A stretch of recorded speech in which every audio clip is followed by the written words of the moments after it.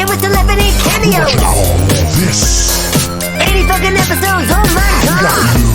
Kiss With WATTO in his basement and 31 flavors. Arliss. But the S is all dollar signs, oh my god.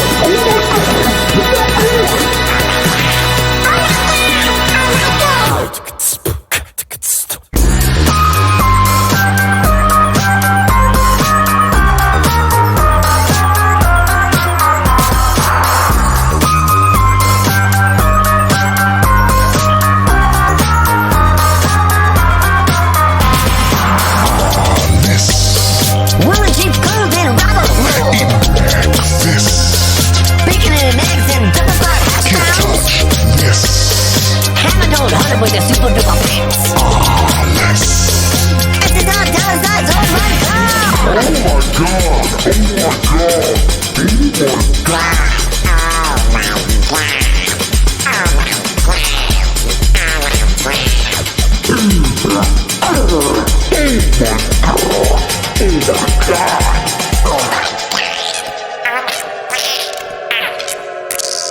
Oh my god.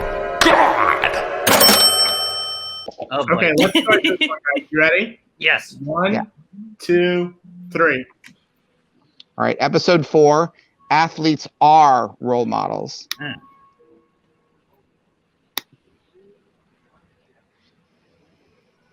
I kind of have the feeling that maybe what Arliss does is he like puts a lot of his faith in these athletes, and he's like, these athletes are great, they're going to be great, and then it turns out that sometimes athletes are famous people who do bad things, and he's like, oh no, Hello. what can I do?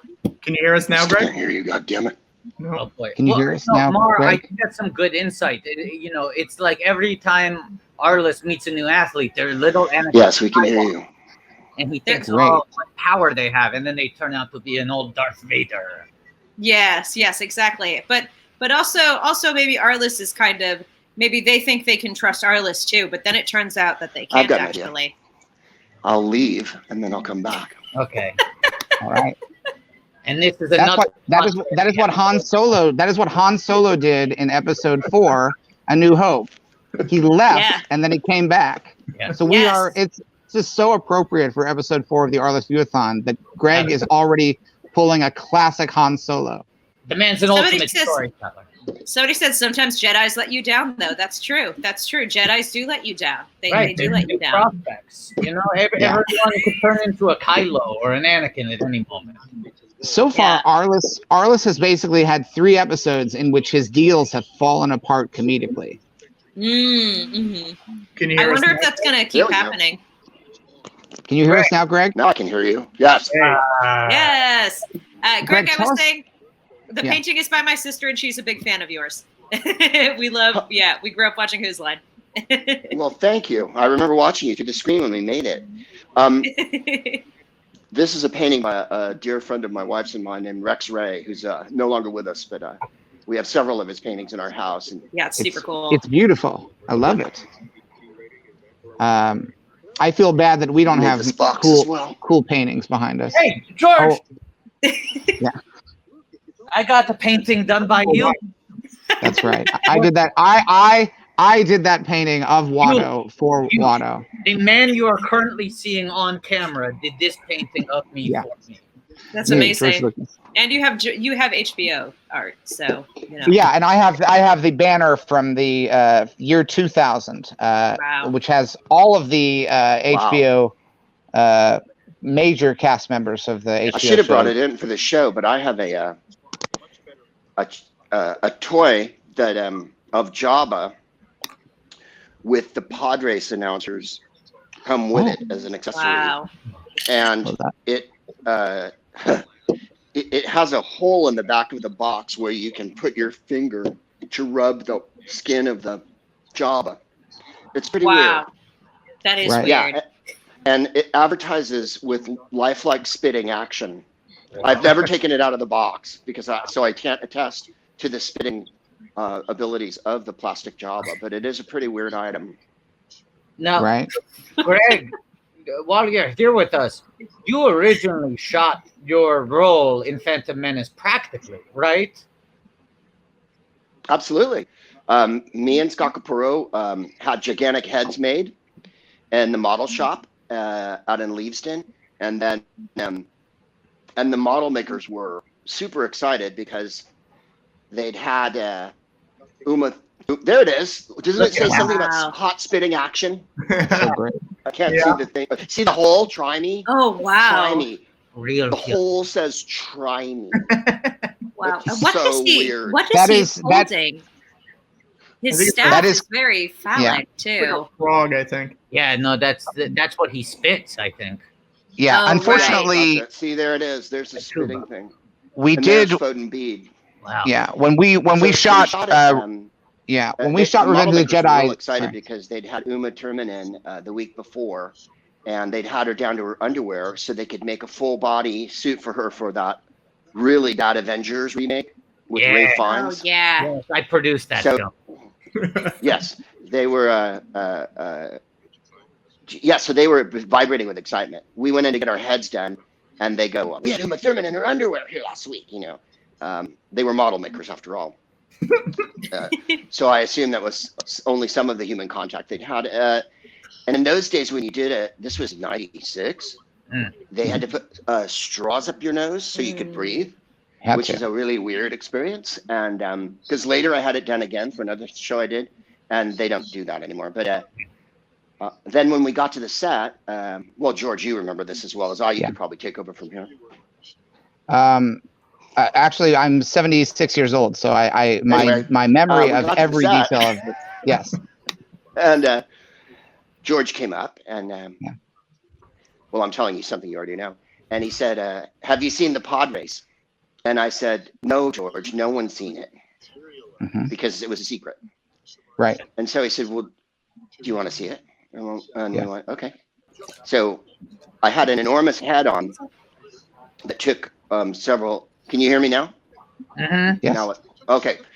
It took several hours to build the heads onto us, and we had enormous wooden headphones.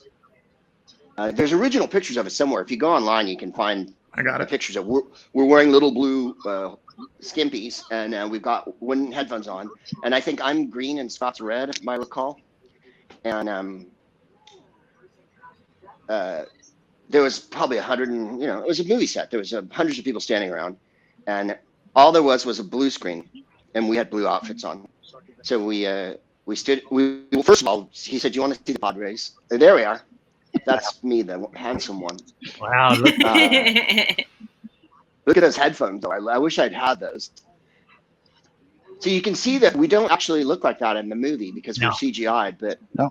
but they were really good makeup. The makeup's fabulous. Yeah. And so George goes, "Do you want to see the pod race?" And I go, "Sure." And I don't have my glasses on because, as you can see in that outfit, there's no way to wear glasses, and Right. I'm really blind without my glasses, and highly nearsighted. And so he on a screen about as big as our iPhones here showed it to us, and it was a schematic and some animation and some piece together, and I had to go like this to watch it because I literally couldn't see anything. So I put my nose up to the screen. We watched it, and then George goes, "So do you want to shoot something?" And I'm like, "Sure."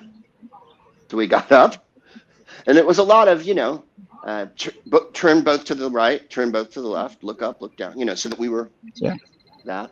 Then we read the lines a bunch of times, and then he'd walk up to us, as you recall, George. You would walk up and go, "Do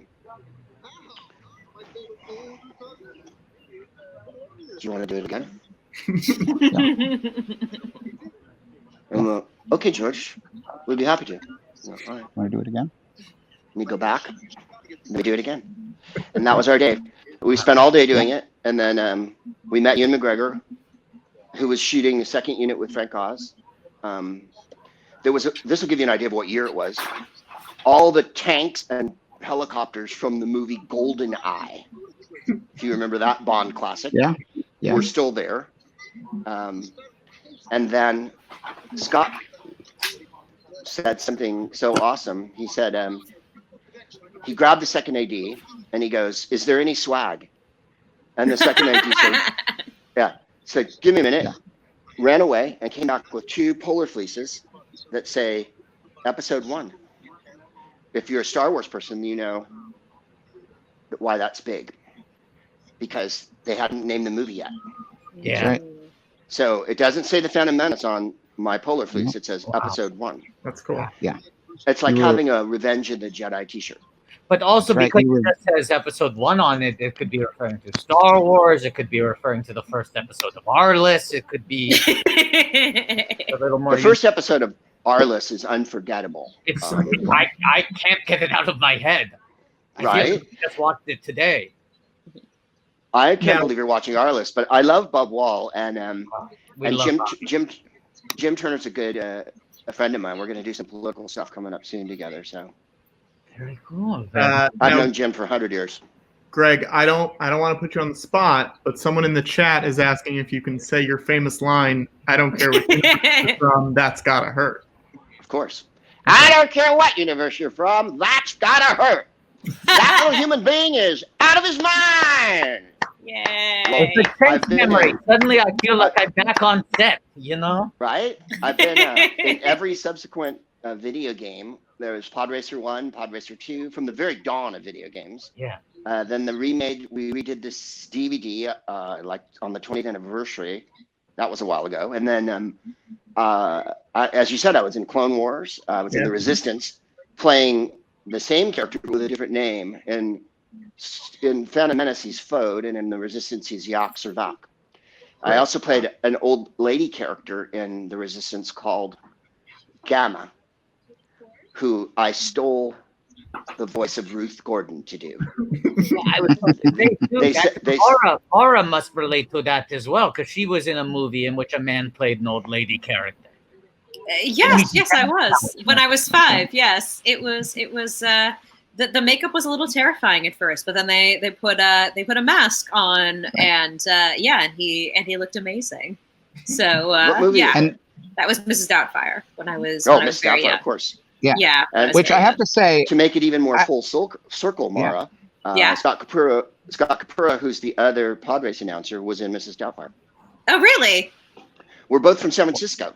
Oh, of course. Oh, I love San Francisco. So we were much. both doing shows on the Edinburgh Fringe when the Yeah. casting director came out, and my show was at like 8 and his was at 9. So she just Yeah. watched the two of us do our set, then brought us in and said, we need American voices for the pod race announcers. And so Awesome. I'm doing a baseball announcer from the 70s and a longtime player, the 80s rather, named Ron Fairley. There's Ron Scott. Fairley announced for the Giants. He played for the Dodgers and the Spos. And Oh yes. yeah. See, Oh there's my Scott. gosh. Yeah, my uncle.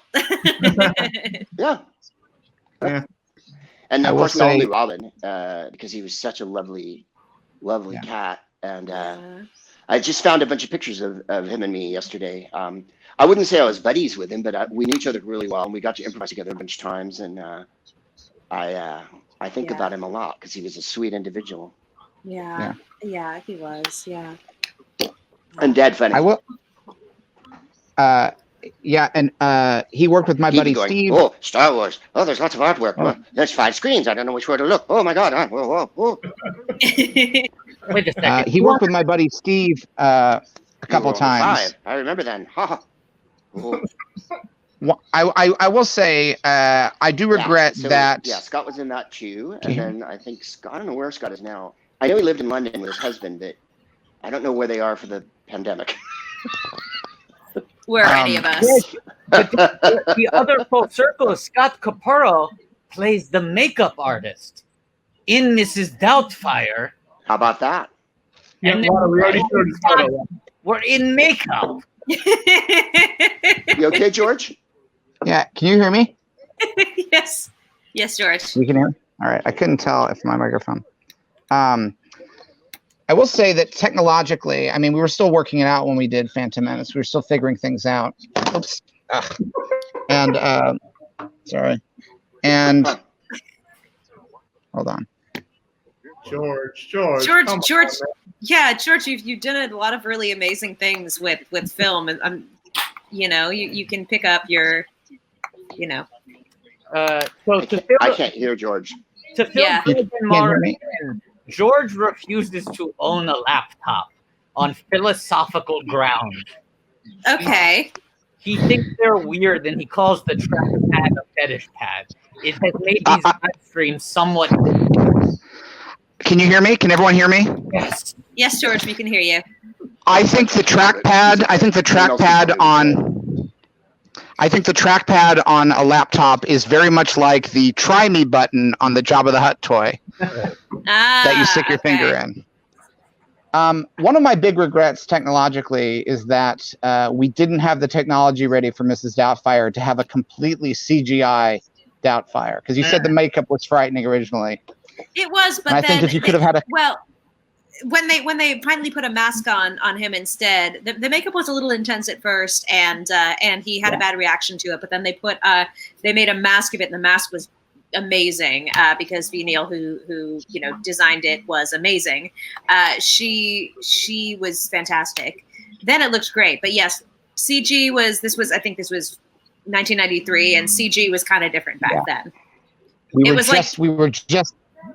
just getting the dinosaurs at that point. Right. Why can't I hear George? Greg, you can't hear me. This makes me so sad. What Greg, would make it so can you hear that everybody else? Huh? Can you hear everybody else? I can hear everybody else but George. Weird. That's so It's interesting. kind of a blessing. Oh no.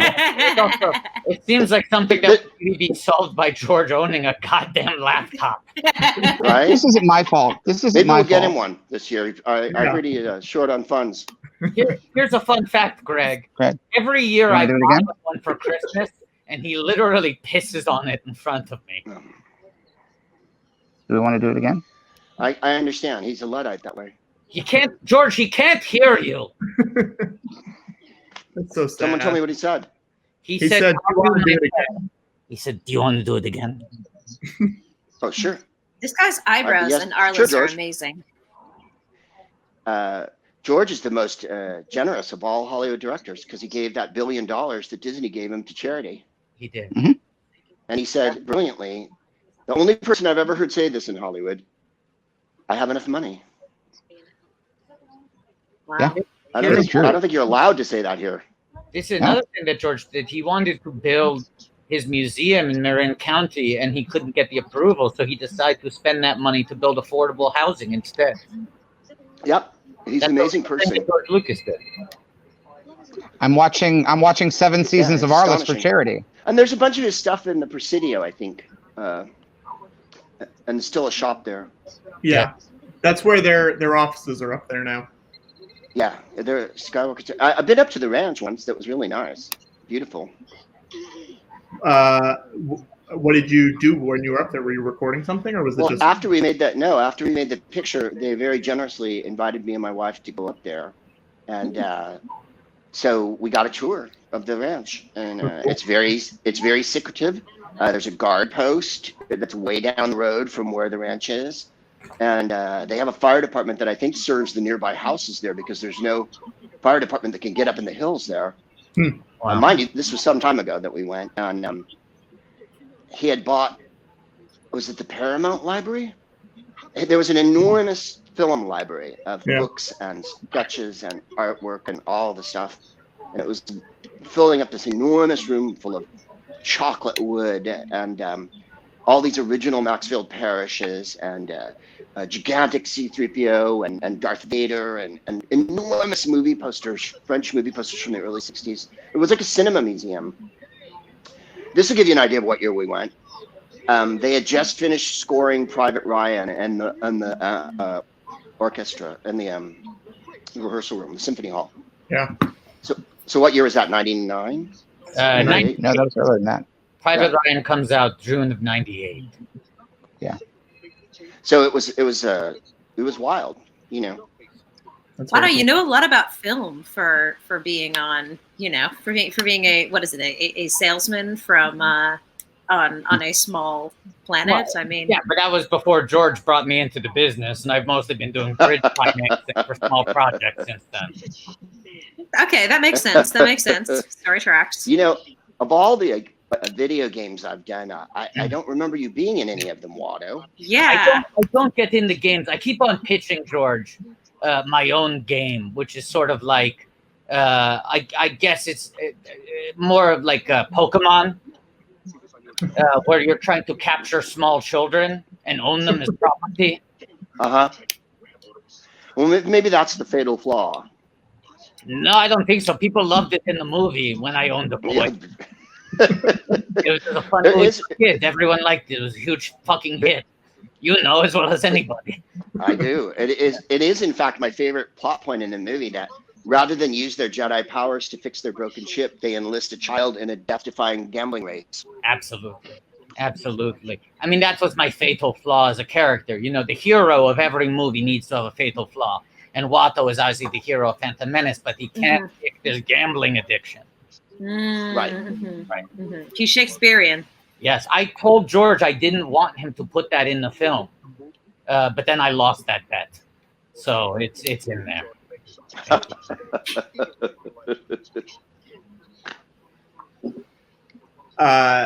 Greg, what has been your favorite non-film Star Wars thing to work on? Feels like the voiceover stuff has been really good. Well, this is sort of film anyway, to not answer your question. That's okay. I was in Nightmare Before Christmas sometime before Phantom Menace, and Danny decided, that's Danny Elfman to you, decided several years ago to do a live version of it to film with a symphony orchestra. And Don Mocheri, who was the conductor from Hollywood Bowl for 100 years. So we did it at the Hollywood Bowl, and they show the picture behind us, and we stop the picture, and Danny comes out, stop the picture, Catherine O'Hara comes out and sings Sally. Stop the picture, Ken Page comes out, sings Oogie Boogie. We've had Pee Wee there to do Lock, Shock, and Barrel when they sing Kidnap the Santa Claus. And then we all sing in the chorus. I'm one of the principal monster singers. And then there's like a 20, 40 people chorus in the very back. The whole symphony orchestra on stage.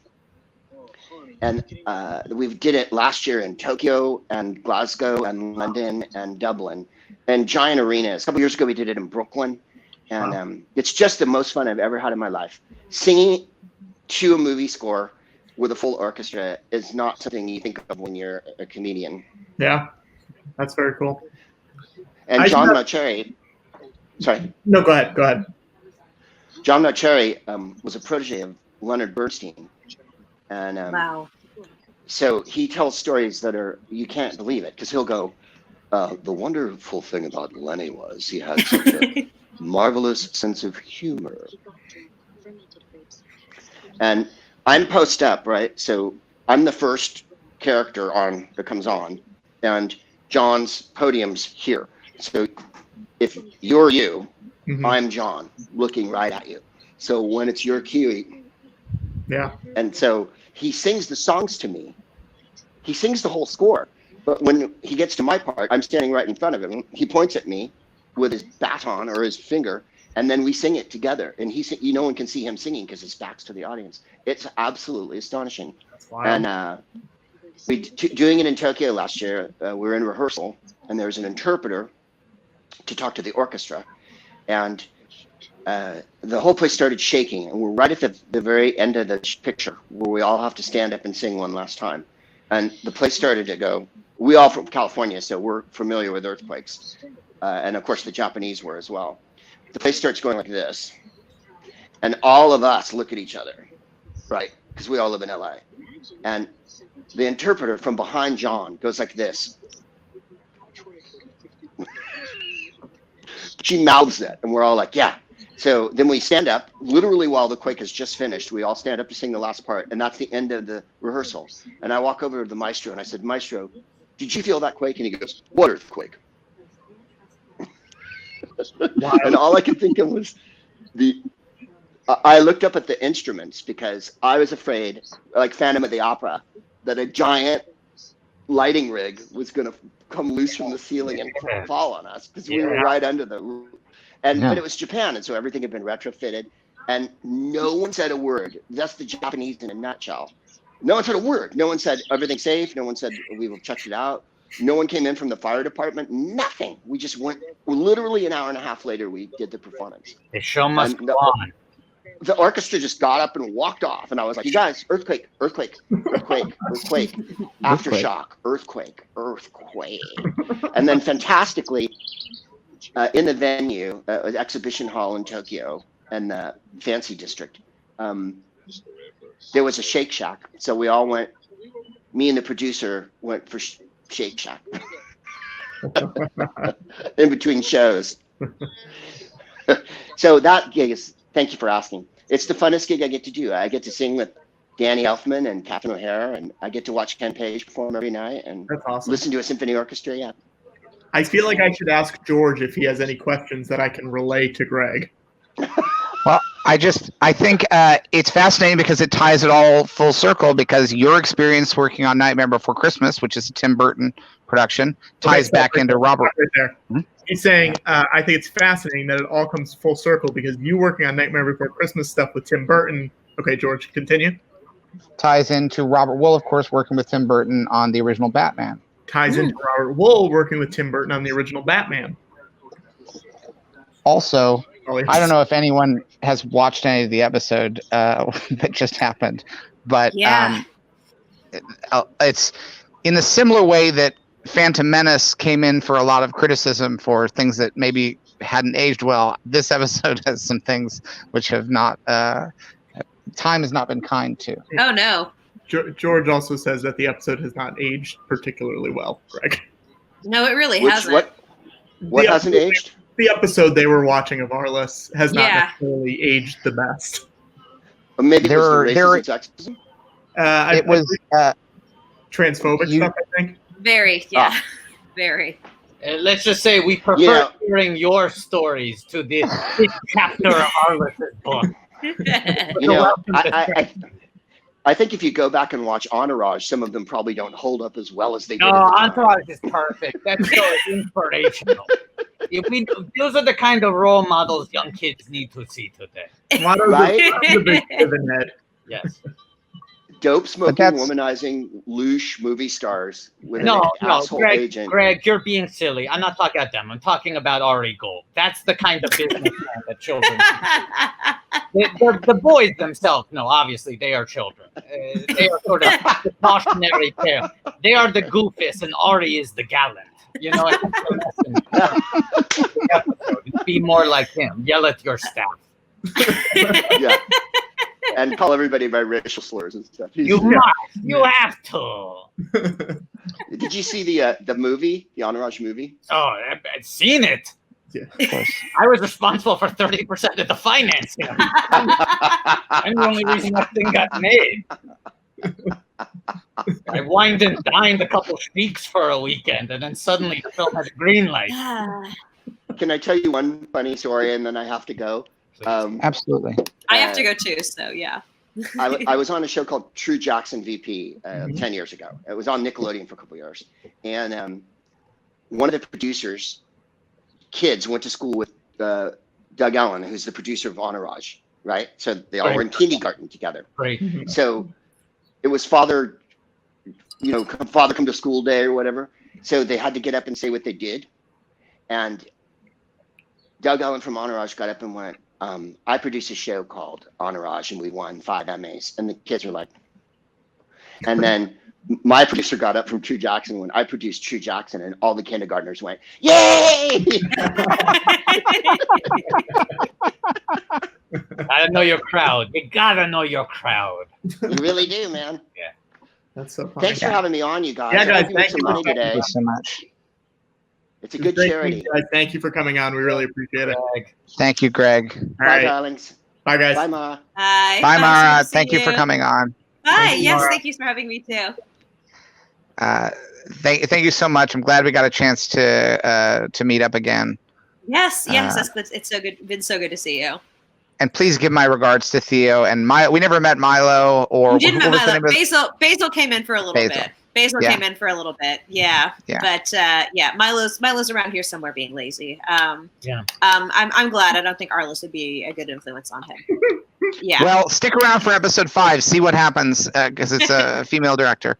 Yeah. Okay. All All right. right. Thanks for having me on. All Thanks, right. Mark. Bye. All right. Bye. Now, Right. didn't realize that you had met Mara once over 20 years ago. That must make her one of your 5 or 6 closest friends. Now, Someone says that Watto looks ill. Are you okay, Watto? I'm feeling great. Are you kidding me? he thinks you have gout, Watto. No. That's normal Targaryen skin, baby. Well, now this next episode is called "What About the Fans?" We're up to episode 5. More like Watto about the fans. And now, There it is. There's that healthy pallor returning. now, guys, I'm gonna bring in. We have another guest. I'll wait 1 second though. He's giving me the wait 1 second high sign. Okay, and we got to get ready to sync up this episode now, right? Okay, it's 5:15. Let's start her up, right? Yeah, we will start this up, and then I will figure out the guest situation. We're watching episode 1 second. 5. Watto about the fans. Watto about the fans. Ready? 3. You guys, let me know when you're ready. I'm ready. I'm ready. George, you ready? I'm ready. 3, 2, and 1. What about the Hang on. fans? I think if I bring him in, he should be good to go. Let me see if this works. Hang on. Here's all. You've seen him everywhere. He's in everything. Brian Huskey. Brian Huskey. Hello, You're Brian. Brian? Oh, it says your mic isn't connected. Okay. We'll bring you back in 1 sec. Hang on. Okay. We'll bring you back. He's Oh, this doing that was some a- great silent comedy, though. This is fun. What's he saying? All right. Seems Microphone doesn't work. Why? I don't know. Jar Jar, Harold Lloyd. Grandpa. Ah, there we go. We did it. Brian Huskey. All right. Great. Hey, Hello, guys. Brian.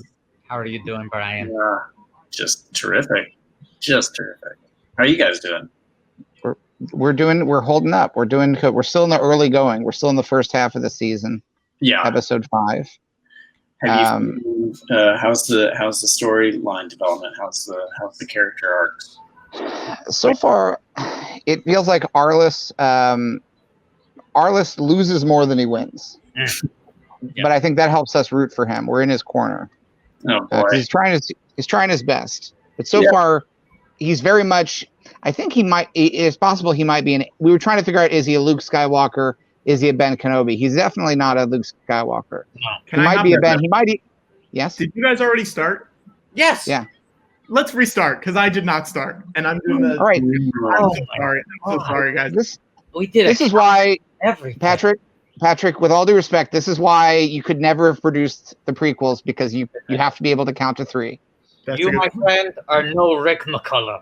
Well, that's All right. how you always start your scene. Like before you do action, you go 3, like 1, 2, 3, and then roll action. We did. Yeah. Right? Yeah. And I also heard that you go 1, 2, 3, cut. Right. Always Yeah. interfered in them because they would continue to have dialogue while Yeah. you're saying 1, 2, 3. Here's like what happened just now.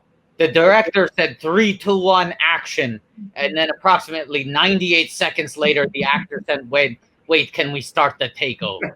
Here we go. 1, That's a technical way. 2, 3. Boy. Great. All right. We're doing it. And I'll Sorry. be honest, I'm not watching That's okay. because you saw how much trouble I had with the microphone for me to set up Yeah. HBOgo now and that as well. Yeah. We'll Don't we'll Brian. bring you up to speed if there's anything that you need to know. We'll describe everything. So currently there are 2 divers. They're jumping off of diving boards, and then it cuts to an Olympic, not a pole vaulter, but he's jumping backwards. Right. Okay, now it's a hockey guy, and he's shooting a puck towards the screen. Shaq is getting a bucket, and here's a football player, and he's running down the field. The crowds are doing the wave, and then there are hurdle jumpers here, and then another touchdown for a baseball man, and the divers are coming down. This is the intro. This happens every episode. Oh, I got the whole season arc. I mean, out of that. Okay. I understand where the show is going, where it's going from. Right. Yeah. Who was that guy anyway? Who was his, who was he? A stand-up? Was he a Gary Shandling wannabe? We're talking about our good friend Bobby Wool. Yes, he was a stand-up who then transitioned into acting, Hollywood Nights, Bull Durham, Batman. So by the time mid-90s are rolling and HBO is trying to shake up the industry, he's the kind of A-list talent they're looking to wrangle in. And, he's really, I mean, he's a multi-tool player on this show. He's creator, he's writer, he's producer, he's actor. Bobby does it all. He's a Swiss Army knife of entertainment. Yeah. And the storytelling device of the series, at least in the first season, is that these are stories from Arliss' life, and it's formatted. You see a book at the beginning of every episode, and it opens up, and then we push in to the book, but it's not, instead of words on a printed page, you're seeing images. The stories come to life. So it's a little bit of cinematic sleight of hand. Right, so they're sort of borrowing from like some 1920s sort of special effects, basically. That kind of like a little bit. It's not that different than every Star Wars film will begin with text crawl as if you're going to read a story, and then it will fade away, and then we show you the story. So it's a similar Star Wars, and every edit in the show is a wipe. It's some sort of a wipe. So it's all very Star Wars. Sometimes it's like the turning of a page. It goes like this, or rip. Do you find that you only watch or engage entertainment that is similar to what you've created? Is that all that you sort of like check out? No, I watch it all. I watch everything I can get my hands on, but I can't help but see the influences. I know what has influenced me, and I see the way that my work has influenced other work. Right. I mean, George is an omnivore. He's willing to engage with all art.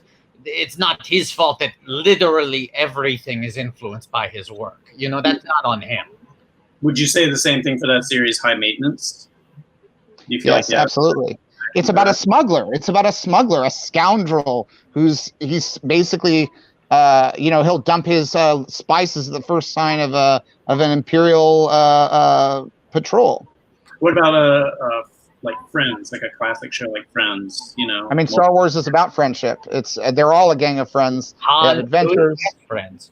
Han and Chewie were the original friends. Yeah. So would you say that you could also compare that gang of friends to a family, so that you could compare it to any family comedy that would be on TV? Wow. Absolutely. That's impressive. Are you broadcasting from the ranch right now? Yeah, I'm at Skywalker Ranch. We're self-quarantined here. Not quite as fancy as I thought it would look, honestly. This is the HBO patio. This is just a little relaxing. This is the HBO patio. Right. We have everything decked out here. I don't know if I don't want to make you jealous, but Watto and I both have our vintage year 2000 HBO promotional tiny pillows. Yeah. Brian, I want you to know that I also have a pillow, but it has not arrived yet. Oh.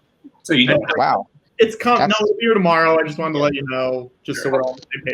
Brian, Patrick, 20 years. I would check on it, Patrick, because 20 years is a long time to wait for a pillow. George, no need to yell. No need to yell, George. I was going to say, Brian, that Skywalker Ranch is so massive and sprawling, you can't really judge it by one patio. I mean, he's got a room in his home for every different television channel. So this is the HBO room, which is actually this is the HBO patio. If he wants to watch HBO, get some air. Cool. Yeah. Are you now? You're in your. I'm in my kitchen right now. You're in your kitchen. Is that correct? I see. It looks like you're in your kitchen. Yeah. Are you going to prepare some food during this? My cabinets, where my glasses, coffee cups. I love coffee. Vitamins. This is. I have to throw this out because I haven't used all of it, but it goes bad after a while. I didn't realize chicken broth went bad. Yeah, it's the flash plate. That's pretty much it. That pretty much summarizes my living situation here, what I'm getting into. I would be in the other room, but my daughter's hanging out in there. Congratulations. And my daughter, or that you think that? Both. Oh, both. Appreciate it. Yeah, anytime. So, I'm curious, just in how other people, especially someone who's doesn't exist like a CGI creature, how are you experiencing this very human moment in the industry? It's tough. I mean, right, because as you said, I am a CGI American, so technically I am immune to the virus. I'm mostly. We don't know that, Watto. We don't know that. We think. There's so much we don't know. But I'm quarantining out of solidarity because, you know, I've been dealing with viruses for so long. Anytime they open a bad email on the ILM computer, my life is a threat. That's true. Know? That's true. So I get I'm living with this kind of risk every day since 1999. Right, but you're actually in a more safer environment if you're outside of the 0 and 1. You know, Absolutely. sphere, right? Here you can't fucking touch me. Right. Right. Right. Yeah. So you're doing okay. Oh, I'm fucking killing it. Are you kidding me? Yes. I don't know. Right now, that's not the kind of people don't really want to have that kind of like humble brag kind of stuff, or even just like flat out. It's not humble. I'm being as braggadocious as I possibly can. I'm a fucking big man, painted pound red. Right now, you don't want to be swinging that dick around so hard. I don't know. Just tone it down a little bit, I think. Yeah. You say that I don't want to be swinging that dick around, but my dick would say otherwise because it's going swing me, baby. Hey, okay, you know what? My daughter's right back here, and you're just talking about I that. apologize. I thought she was in the other. Now, guys, I want to bring this up. Someone commented, "Is Brian Huskey the first guest of this stream to make a Herald team?" I don't think so. Of this particular today's, yes, or in your whole series today. I don't know Okay. who have been your other guests. Greg Proops, never on a Herald team. Never. Short form. Legendary short form improviser. Short form, yeah, never long form. Never Or, heard of him. you know, No. Mara He's- Wilson, never on a Herald team. No. Yeah. Mara Yeah. So far, Greg Proops and Mara Wilson are Abby and Alana Yeah. of the day. Right. Yeah. But we always like to check with every guest who comes on one of our streams if they were ever on the Herald team or not. And you were. So whoever made that comment, can you ask them to name the Herald teams that I was on? Can you give us a clue? How many teams were you on in your tenure? Let me think. And I'm not talking about the weekend teams. It has to Oh, be no. This is committed, forced hangouts, exactly liking half of the group, the other half. Pay for a coach. Pay for a coach. right. Nowadays, Assembled boy band style by an Sure. committee. Sure. Some false friendships there. Let me think. 1, 2, 3 at least. It's hovering. It's either 4 or 5. It's definitely 4. Okay. Yeah. Someone is guessing that you were on the team Loose Butt Flap. Is that correct? No. I guess they're trying to. This is not a time to joke around. Like we're trying to do. We're raising money for charity. Yeah, we're raising money. We're investigating comedy history. Yeah. I feel like we should hop in and say we're 5 episodes into Arliss and we've hit our first HBO mandated nudity. Yeah. There's some titties on screen right now. Apologies to your Brian. Yeah. Really? Yeah. I'm seeing at least 4 different, 5, 6 tits on screen right now. Yeah. Wait, pairs or individual ones? Individual. So 3 pair. Now, On Arli. No, Yeah. Go I ahead. was gonna ask, you were on Veep, which was on HBO. Yeah. Did you guys get a blanket like George has behind him? No. They we didn't get anything related to The Sopranos, which was very confusing to us. They gave us stuff that related to Veep, but we're like, okay, great, but the real HBO show is The Sopranos, so let's get some of that swag. Yeah. And I was hoping. I mean, look at the quality. Look at the shine and the shimmer of that. And the very unnatural fiber. Look how soft the back is. And it's Watto colored. Yeah. The back of it is the same color basically as Watto. Nice. That's nice. What does it feel like? It's filled with something that might be packing material that's been reconstituted. Absolutely. Yes, it does indeed. Yes. Yeah. It's going to off gas a lot. So just what are they called? The silica gel packets they use to keep products dry during shipping. It feels like it's still. yeah. They just take the installation used on IKEA products and grind it up. And then Okay, I'm seeing someone I believe correctly guessing 3 of the teams. Can I run? Yeah. Let's hear it. Merkin, Yeah. Pound, Yep. Optimist International. Yep. That's it. That's I know there's one more that might have just been like 2 weeks worth of stuff. I can't quite remember. But yeah, those are definitely the ones. I was a legendary team though. That was a great team. Was it? Yeah, it was really cool. It was everybody actually, I was joking around about the liking half them, that team. It was magic. It's just sometimes it clicks, baby. Yeah. Watto never skipped a Tuesday at the UCB theater. He was those were my peak UCB years. Like Monkey Dick, Dillinger. I was all about that. I have to say, it was always if for newcomers you were distracting. For sure, because I'd always yell out suggestions at the beginning of every scene. It's not that. It's that, but just like your presence is a. Oh, that I wasn't wearing pants. Yes. Just a little. That was a different time, though. Yes. Totally. Oh, can you say your famous line? I don't care what universe you're from. That's gotta hurt. This was actually a Greg Proops famous line, but I think they want you to say it as well. For sure. Yeah, I'll say Greg Proops' famous line. Yeah. And I know exactly how he delivered it. Yeah. I don't care what universe you're from. That's gotta hurt. Great. Right? Yeah. Right? That's exactly it. Because that's from that project that you were part of. What is that from, actually? It's from episode 1, The Phantom Menace. Episode 1. Greg Proops is in that? He played one of the pod race announcers. Two-headed pod race announcers. That's hilarious. How did he get? No, wait. Tell me how did you reach out to him, or was this just through your casting person? I just was watching Whose Line, and I said, "Get me that guy." So you do that one. So I imagine, I picture you, I imagine you have a room that is sort of like a bank of a wall of TVs, right? Just with every channel on a feed, and you're just processing all of it. Is that true? Mm-hmm. Yeah, Okay. I've got some of them are some vintage televisions that are in a square format, and some more modern ones that are in a widescreen format.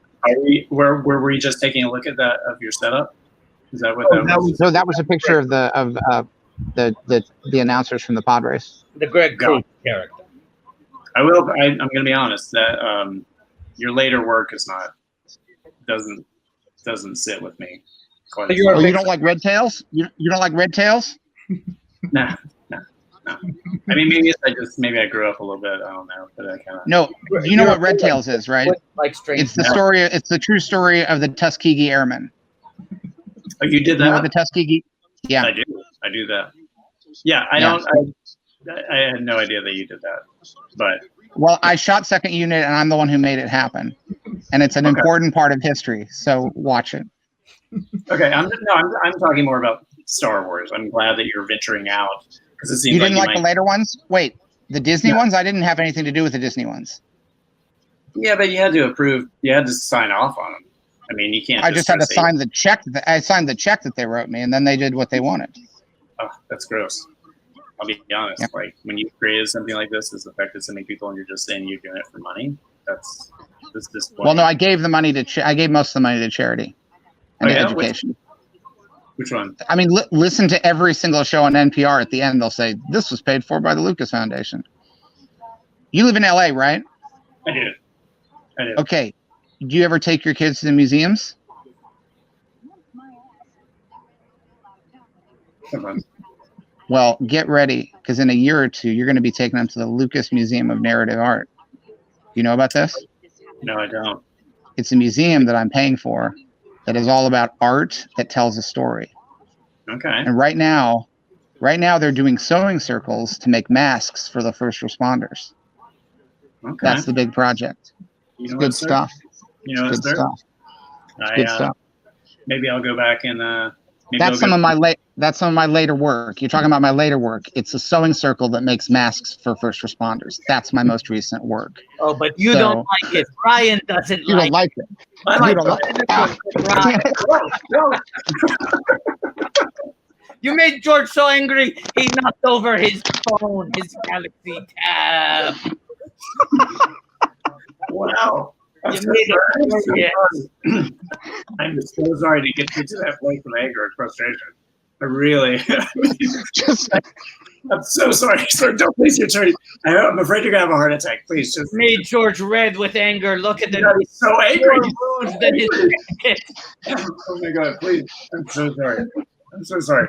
Just to hear someone criticize my later work, You know what? I stand. knowing full well that later work is a sewing circle to make masks for the first responders. I'm sorry. I believe that masks make a difference, and I stand by it. You do. Let me ask you a question. Look at my handle. Like, they do make a difference. I want to ask you, because you were curious about how Greg got the part in Phantom Menace. Yes. You're no stranger to science fiction. No. You've been in a number of things that have like a mixed comedy and science fiction, including one of the last great episodes of the X-Files. Right. How did you get that part? Did you audition for it? I auditioned for that, and then I found out later that Kumail Nanjiani put in a good word to me a good word for me, because he had worked on the season before. And yeah. He was in the other Darren Morgan episode, right? Right. And so he mentioned I guess he was already thinking about, they're already writing that. And he's like, I'm trying to think of somebody who'd be good for this. And he's like, I just worked with Brian Huskey and I think he's great. And he's like, oh yeah. So, but then I found out that was like a year before the actual audition. So then I get the audition, and I think he just remembered, and he fought for me. Actually, they wanted they were like, I don't know, let's get somebody else. And he's like, no, this is the guy. So The montage of you in the old episodes is one of the highlights of the last, 5 years of the X-Files, I think. Yeah, it's very fun. It was pretty cool. Yeah. And Darren Morgan one of the things that I really liked about that episode was that they digitally inserted you into classic scenes. Yes. From older episodes, which is it was like watching a special edition of the X-Files. Yeah. Now I love it when you can take an old scene and add a new character into it, and now it's a new scene. Yeah, I imagine that. I mean, are you sort of queuing up that that's something that they might have borrowed from you, or you borrowed from them, or am I? I'm not. No, you're right on target. Okay, I thought so. I thought so. Yeah. Hey, Brian, I was trying to take the advice of your display name and wear a mask. These things don't fucking work. It's impossible to get it to cover your nose and your mouth at the same time.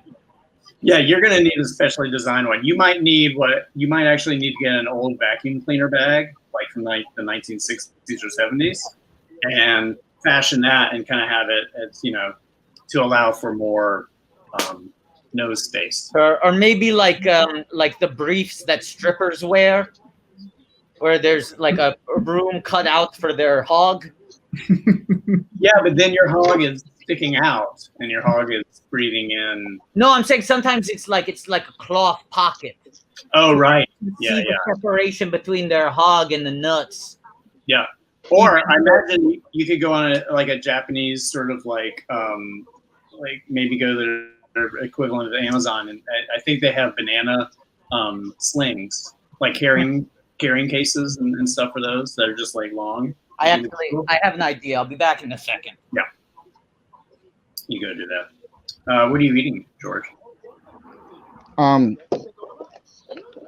baby spinach, just finishing off a container of it. Wow. Relaxing. Just munching on some spinach. It's horrible. It's terrible. Are you cannot leave the spot for the duration of this, or I could. Yeah, I could leave it.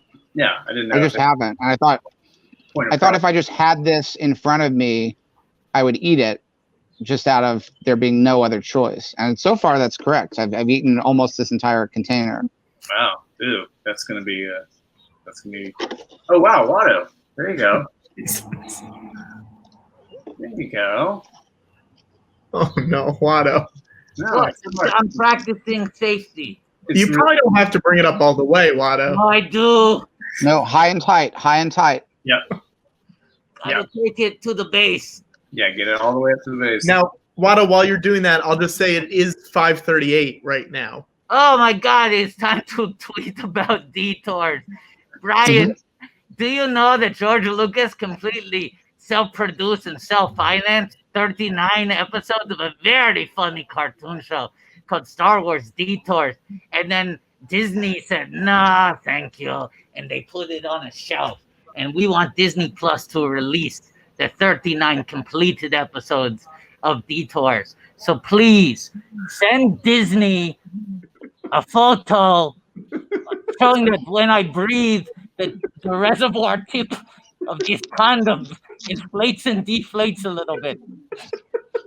Yeah. I know. At the Is that part of the email? You just said tell them that that's what happens? Yes. Why is that important to getting the detours on? They should We'll know. try anything. They keep it topical. It's like how you hold up a newspaper to show that it's that day. I have a Forky mask, which is a character they own. I'm another character they own, and I'm very safe. Okay. All right. May Detours be with you. Has any of that stuff leaked out? Has anyone seen any footage from it? We watch it all. Yeah, you guys. Of course, you guys. Yeah, it would be. Yeah. But do you have, Brian, do you have Disney Plus? I don't. You don't? I don't. Do you think you ever will? Probably not. We're going to be inside for a long time. You don't think you'll ever get it? Probably not. It seems my daughter's kind of grown out of that zone a little bit. Congratulations. Thank you. Congratulations.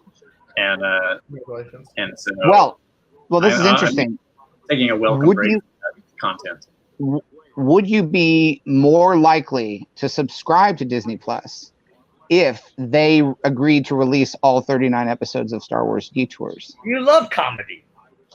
You love science fiction and comedy, and it is a blend of both. Yeah, I'd have to think about, see what the pricing is and whether like $5 or $6 a month for 1 month. If they did this as a result of our activism today, do you think you might try it out for a month? Maybe. I'm trying to gauge if you actually get some kind of like sales kickback in getting people to sign up for Disney Plus. No? Nope.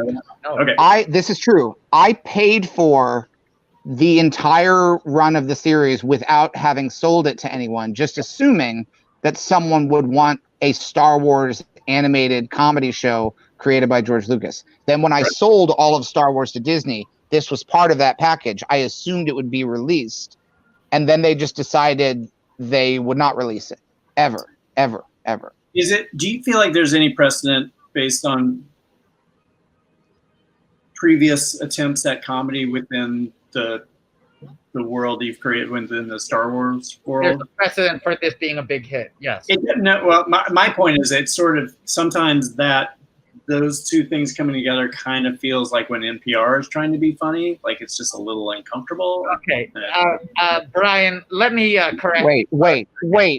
Don't tell me that you don't think that NPR is funny.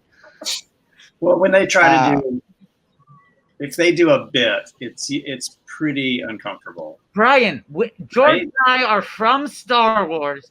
We did a monthly talk show at the UCB Theater, and now it's closed forever.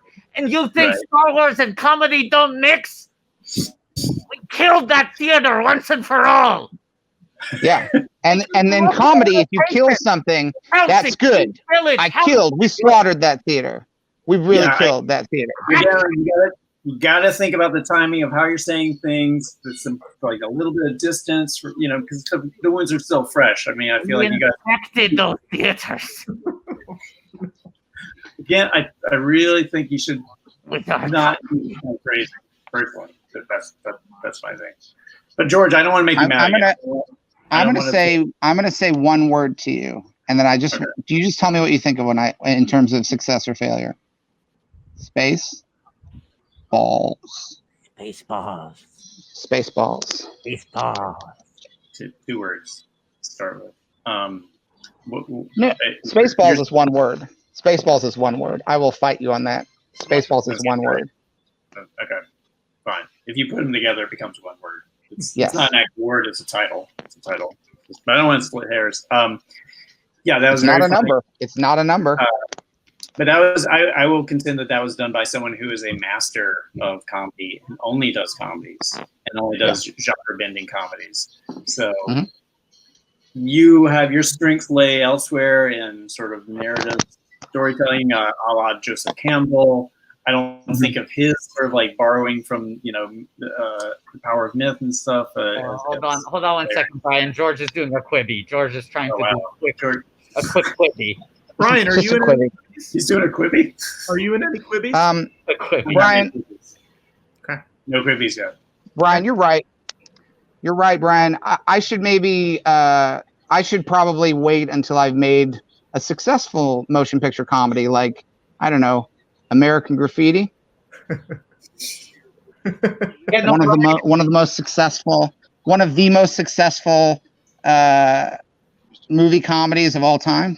Yeah, Brian, you're right. He should stick to what he's good at. Writing the most successful joke in history. What was that? What's the most successful joke in history? What? I've got a bad feeling about this. Oh, okay. No joke made more money at the box office. Guys, Find another joke. Hang on. We have to start the episode. Hang on. Yeah. We have to start another R list. Time for another R list. Another artist.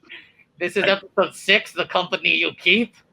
Brian, I know you can't stay forever, so whenever you have to go, just let me know. Yeah, I just want to ride this one out. Okay. Here we go. Right. So what were the numbers on American Graffiti as far as like being one of the most successful comedies in history? Let's start the episode. I think it's still Do the episode first, and then we'll let George talk about it. I'm going to get into the hard numbers. Okay, ready? Okay. 3. Okay, now, Patrick, we're really starting this time. Okay, none of this 2 minutes from now. You decide we have 1, 2, 3, 2, 1. Come on. Good. And we're going off the Start it over. Oh, everyone froze. Great. No. And everyone froze on my end.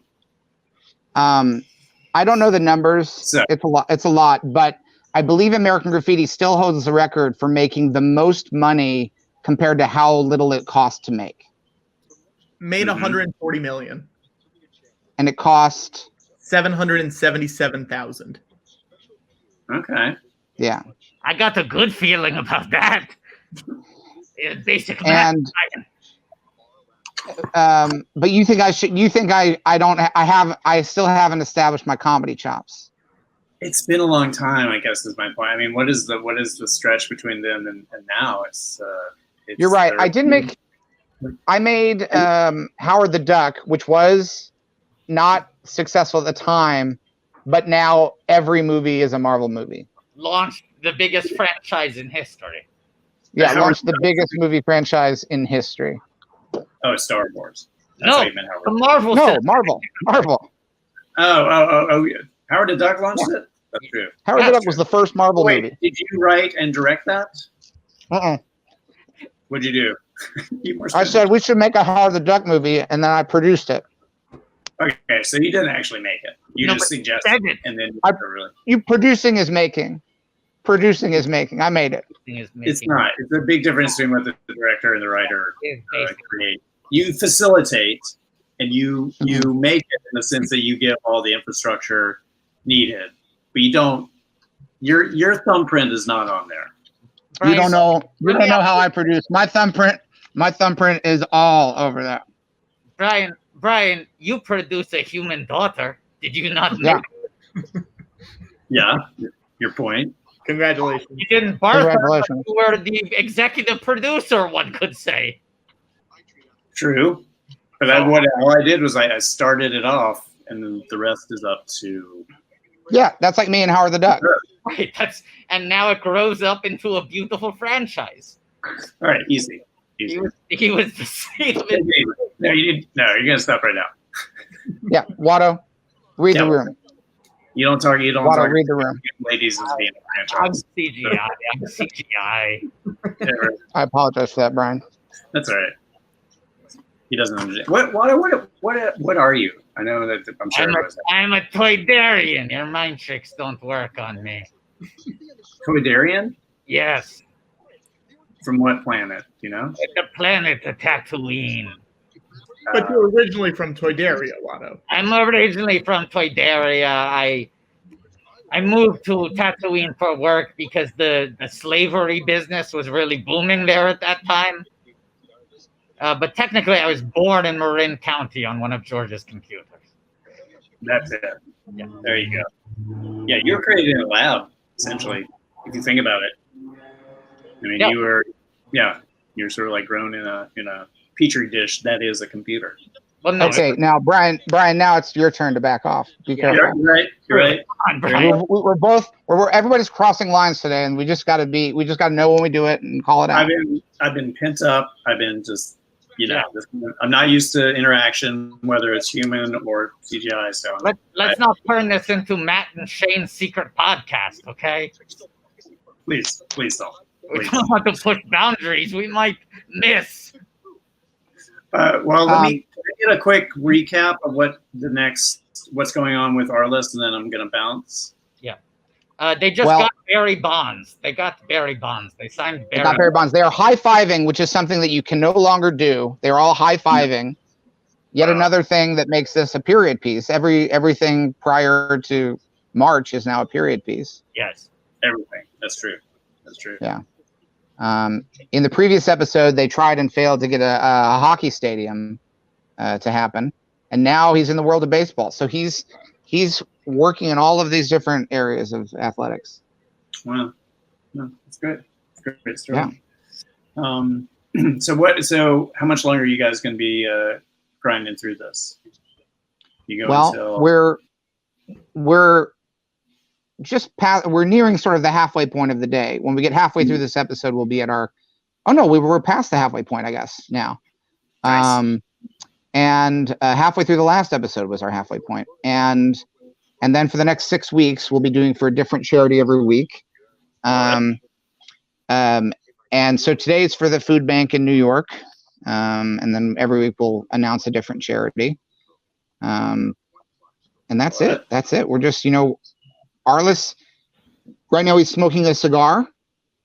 But he's also coughing, so it's showing the dangers. Oh, is he showing early symptoms? Is this episode about him being possibly the Genesis? I don't know. I have not heard that there's a tobacco link. Have we heard that? I would just assume any time you see any respiratory. Yeah, any respiratory thing could be it. I mean, maybe it's. You could be right. Lame. Yeah, essentially, in Star Wars lingo, these two characters are basically smoking enormous death sticks. That's what they were called in Star Wars. Well, when? In Episode 2, Attack of the Clones. They call it cigars, death sticks, or just smoking? They call them death sticks. And you were doing that for some subtle messaging, right? I hope. It's a little political. Yeah. I wanted it to be subtle. Yeah. Oh yeah. Like your display name. It's subtle, Yeah. Do you find, Brian, that in your work that you want there to be a message? Have you ever done work that you thought, I don't agree with this and I can't do it? Are you a man of principle? I am. I'm trying to think of, I can't say what show it was, but there was one thing that was a whole bit that was pretty misogynist and wasn't funny. Can I ask a question? Was that? Yeah. Can I ask a question? Was it a woman getting elected president on Veep? Was that the thing you were against? Yeah. I mean, there are gigs that you take just for the money and to kind of get through and, prestige, and that's one. That will never happen. It's science fiction. You left it off your science fiction resume. Yeah, exactly. Yeah. No, but to answer your question, there was a thing where I was just like, nah, I don't want to do this bit. I think this is gross and a bummer. And then some other people spoke up, which was nice. So they rewrote it. You changed it. You had them. Yeah, they changed it. You had them change it. I didn't. I just said, I'm not comfortable if somebody else wants to do this line or something. I'd rather figure out a way that my guy doesn't have to be part of this. And then somebody else is like, yeah, this is kind of stupid. It feels a little old. And it was one of those things like the writer you saw him kind of like clinging to it, and then enough people were like, "No, why are we doing this?"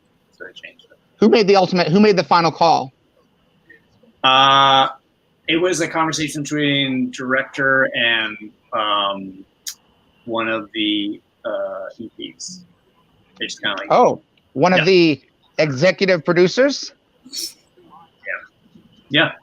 I'm not saying There's that thumbprint. There's that thumbprint that the EP, when a noble actor like yourself decides, I need this to be better. I need this art to be art that I can stand proud and say, yes, I support the message of this. It's not the writer who is wanting to hold things back. It's not the director who didn't have the power to say so. It's the mighty thumb of the executive producer that comes into frame.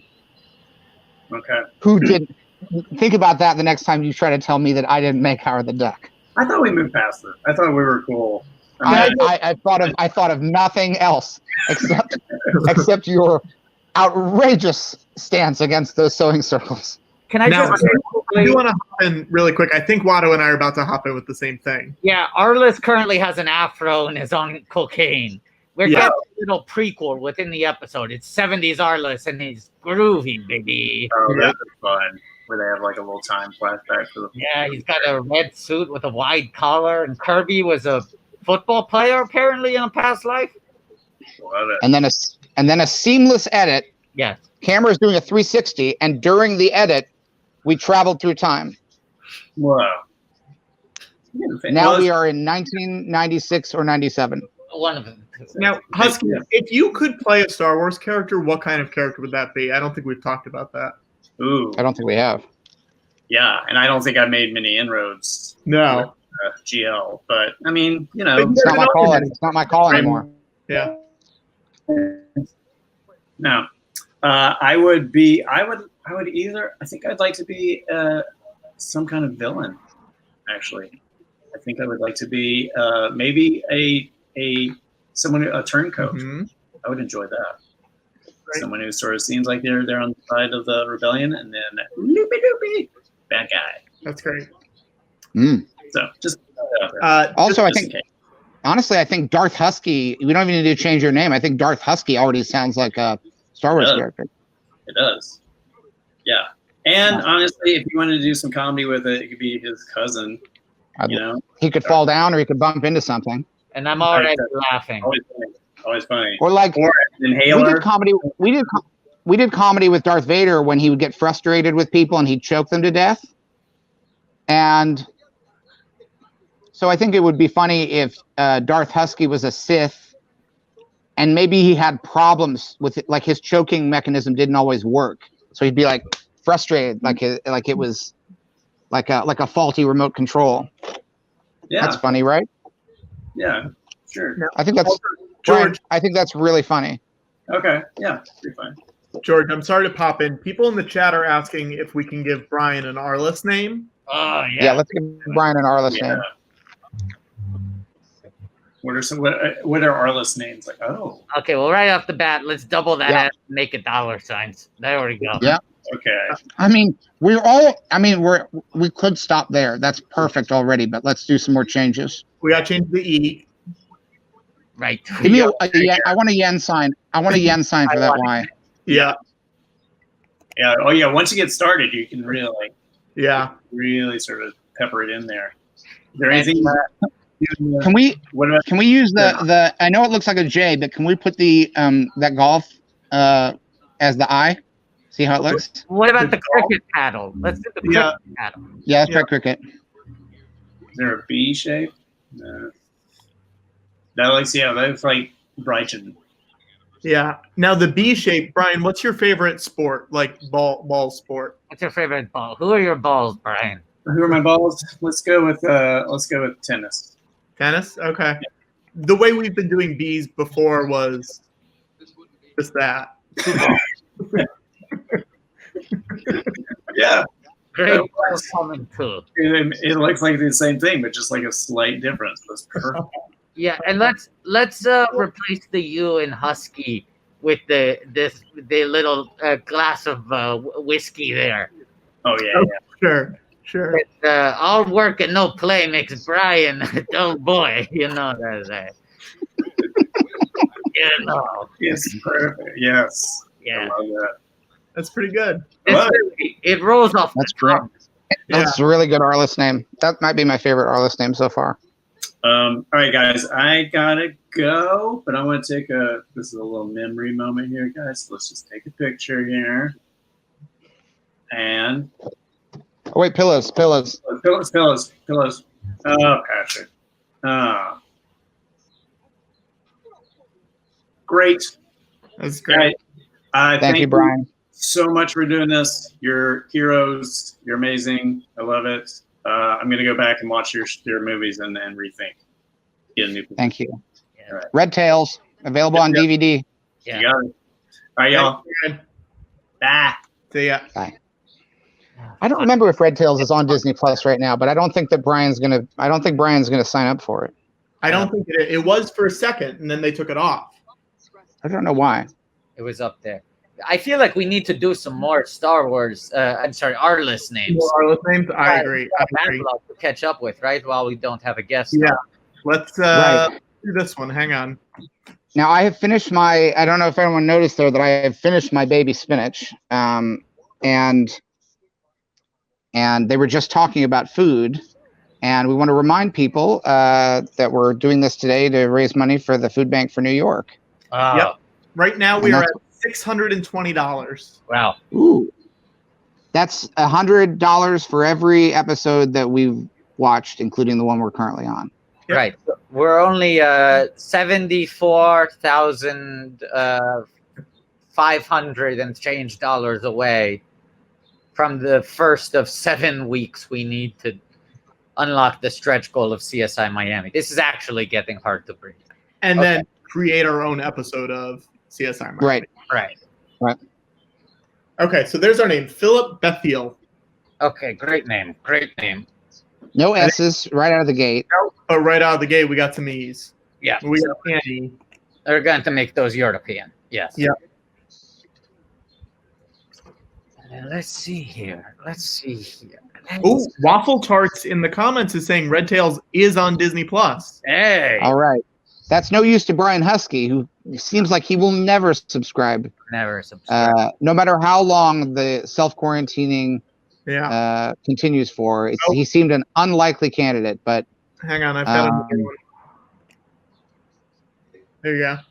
all right. Let's replace the B in battle with a bow and arrow. Sure.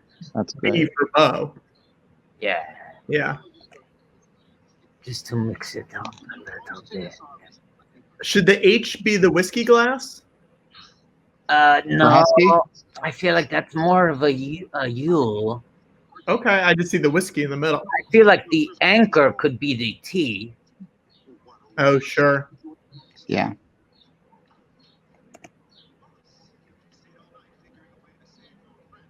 And maybe the H is the filing cabinet, so you know he works in an office, like Arliss. Yeah, both H's. Both Yeah. H's. Make Yeah. them filing cabinets. No, Oh, not That's the not my filing cabinet. Sorry, I copied the wrong one. cabinet. Jesus Christ! If I didn't know better, I think Patrick was asleep right now. Wake up, Patrick. Come on, Patrick, wake up.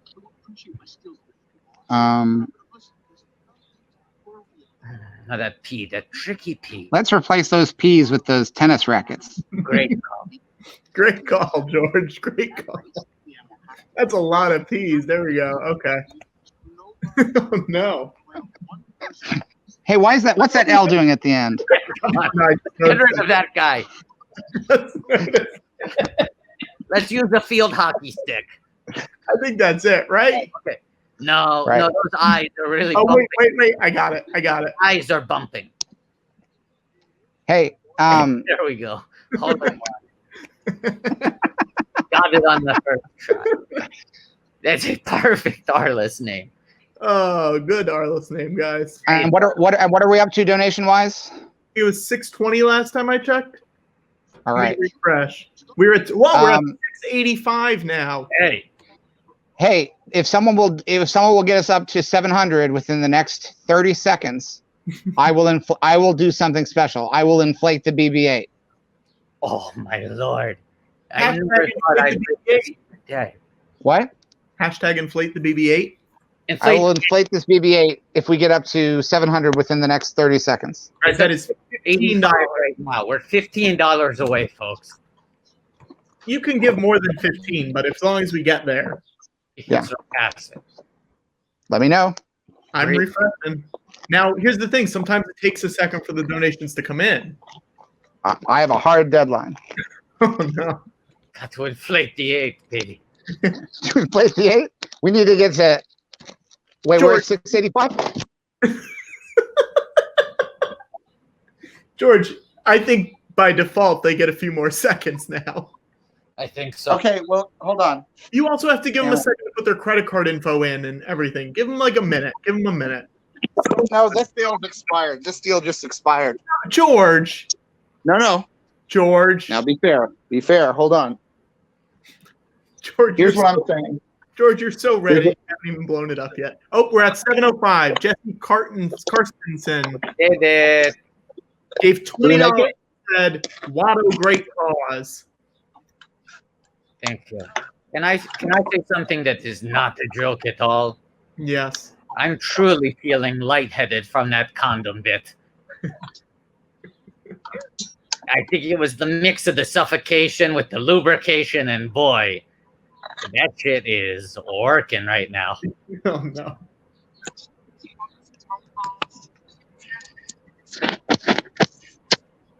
Inflate the 8. George, time to inflate the 8. So they made it in time? Yes. They made it. They made it. I should have made it that it was 800. It's I should have 7:25. made it that we get to 800 to inflate the 8. Well, it's too late now. Do you want to hold off until we get to 800? Is that what you want? Do you need recovery time? You're seeing winded from just picking your phone up off the floor. This was hard.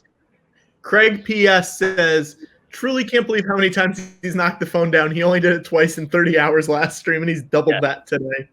Well, my tripod is in the part of Skywalker Ranch I can't get to.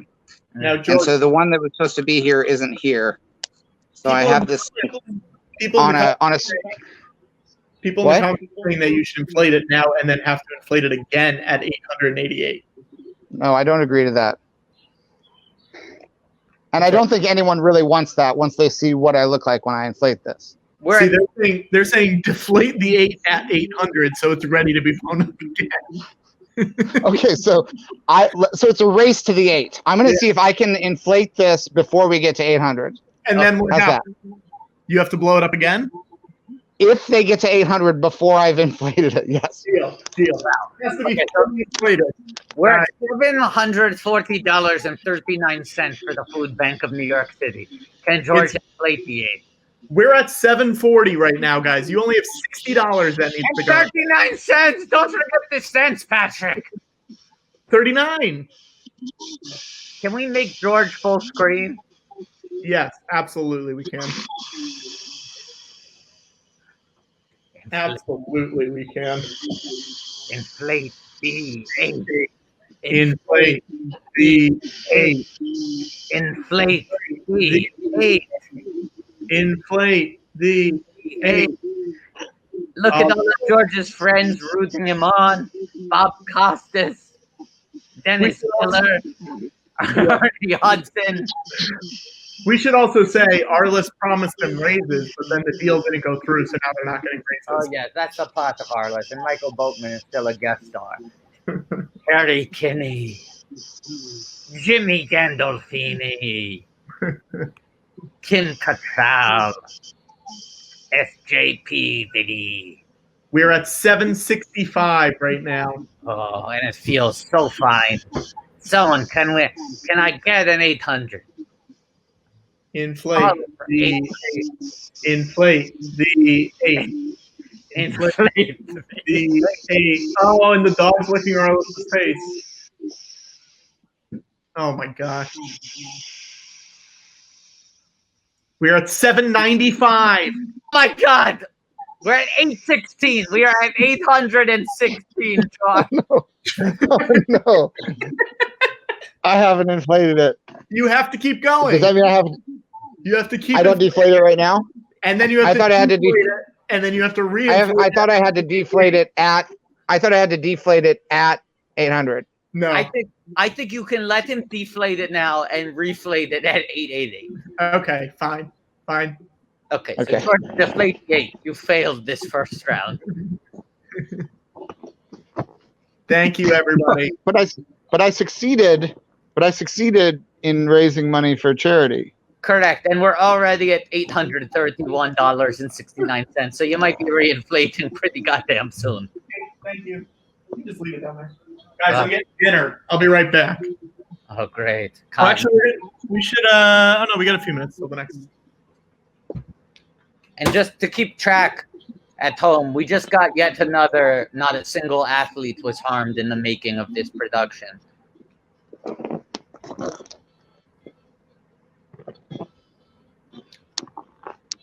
Is the deflated, George?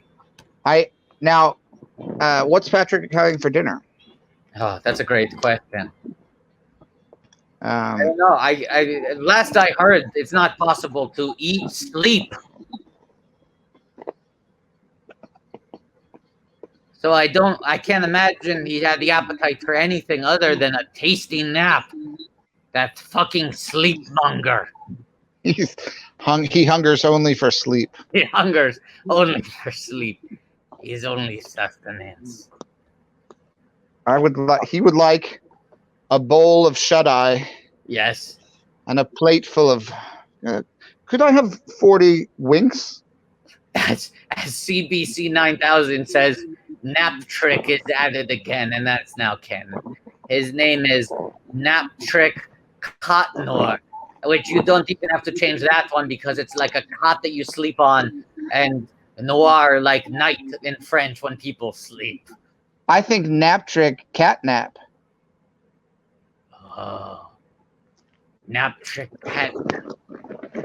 Hashtag Nap Trick cat nap. George, have you deflated the 8? No, deflating it is as hard as inflating it. You have to squeeze it. Well, we're at 856. So There was an episode in the most recent season of the HBO Original Series Curb Your Enthusiasm yes.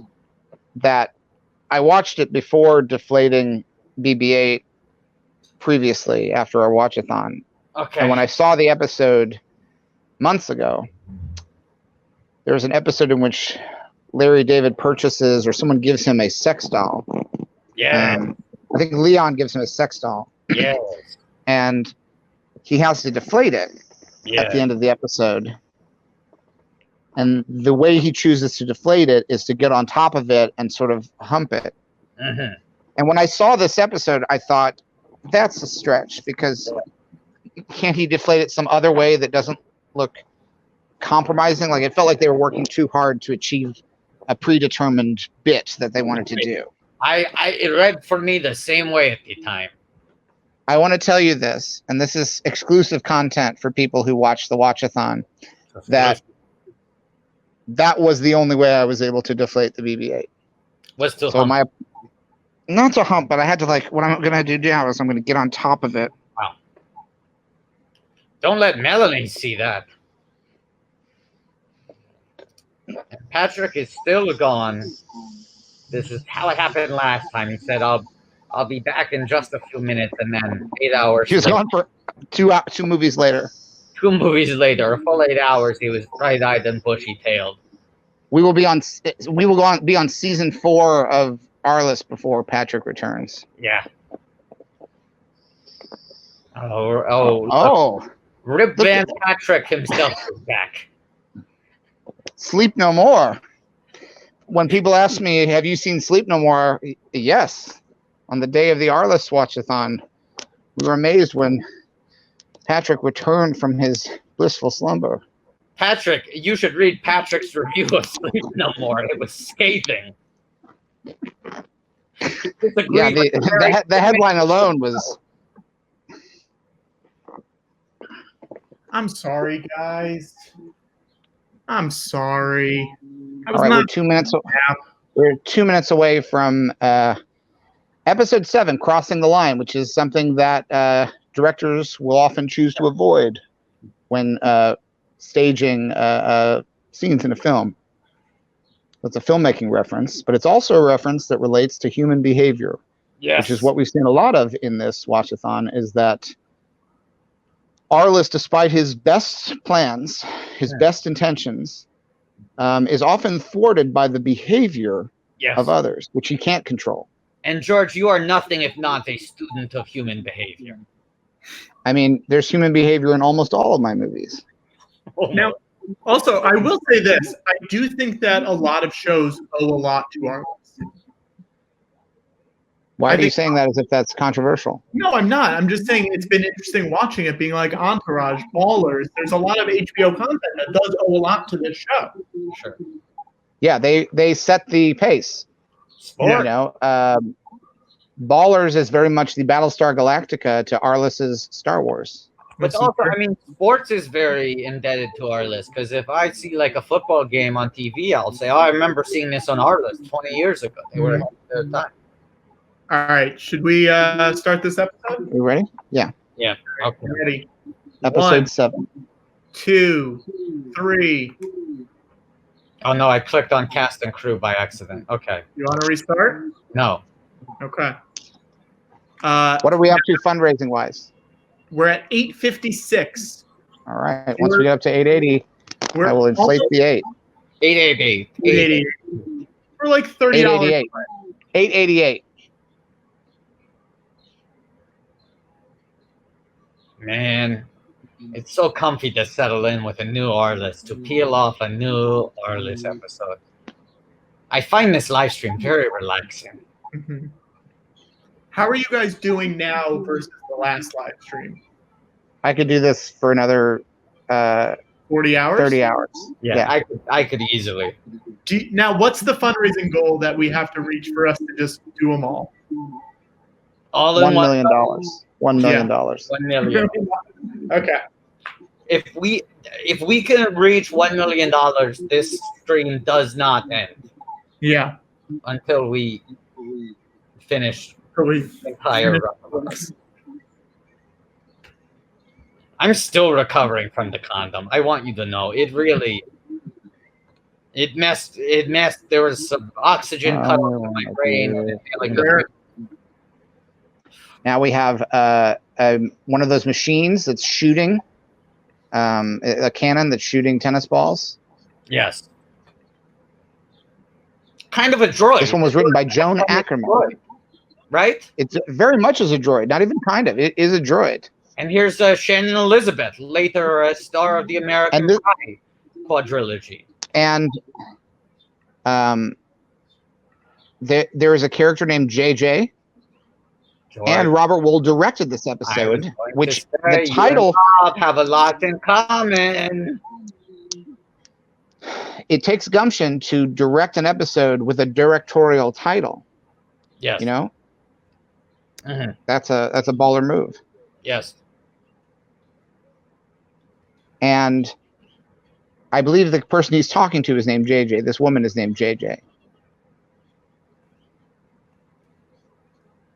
I think this is the mother of Shannon Elizabeth within the show, right? Is that the idea? So. Yes. This is Shannon Elizabeth is a young tennis prospect.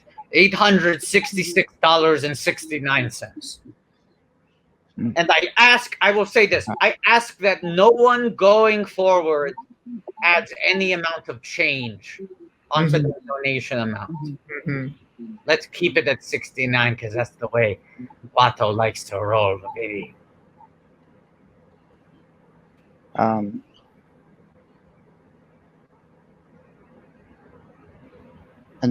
now this old man is helping to clean up the tennis balls. Uh-huh. They got the nutritionists and chefs and ball boys, and they all seem to be older Eastern European people. And he has a thing about socks because apparently you can't get them in Latvia. Oh, they're from Latvia. Right.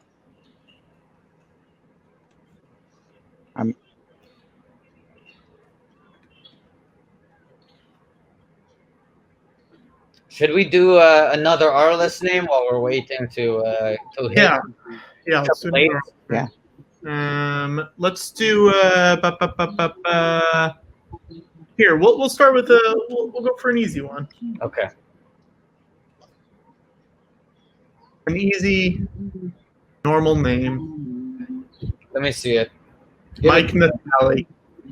Mike. All right, no S's, so it's not that easy. But let's put the anchor in where that T is. Yep. Gotta anchor that T. L. What's an L? Oh wait. I have an I. Hang on. Right. After the A in after the second A, put an R, and then after the L, put an ISS, and make the S's dollar signs. After the A, this first A? No, second A. Second A. Put an R. I get it. Yeah, you get it. Yeah. And then after the first A, put an R, and then after that, put an L, and then an I, and then $2 signs.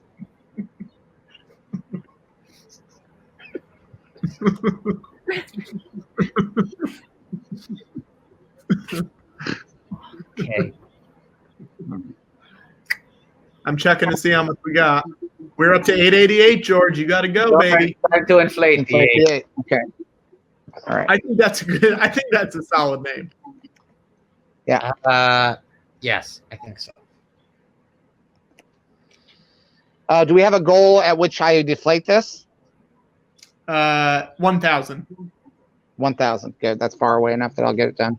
Arliss is currently leering at Shannon Elizabeth. The show is framing Arliss in a two-shot with her bosom. And, she's stroking his arm now, and this is not good because Arliss is... You should keep things professional. Arliss, keep it professional. Come on. And she's, like, really giving him bedroom eyes in front of her parents. And she calls him Arlish because I guess she's got a Latvian accent. And he's nice to meet you also. And George is trying to inflate the... Man, this episode is really sexualizing Shannon Elizabeth. This is... What? She just adjusted the... Ooh, it just mentioned Pepsi, which is one of the official sponsors of Star Wars Episode 1, The Phantom Menace. Keep blowing, George! Pepsi.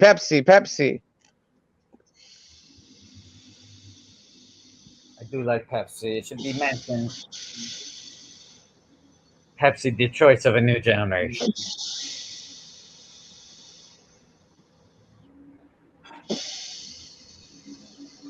You should keep a lookout for any either Pizza Hut or KFC or Taco Bell references. That's another Star Wars connection for Episode 1.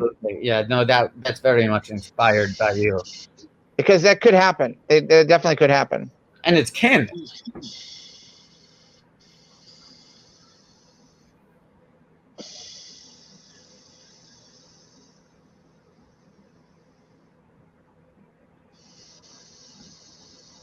George, I feel like you're not blowing hard enough.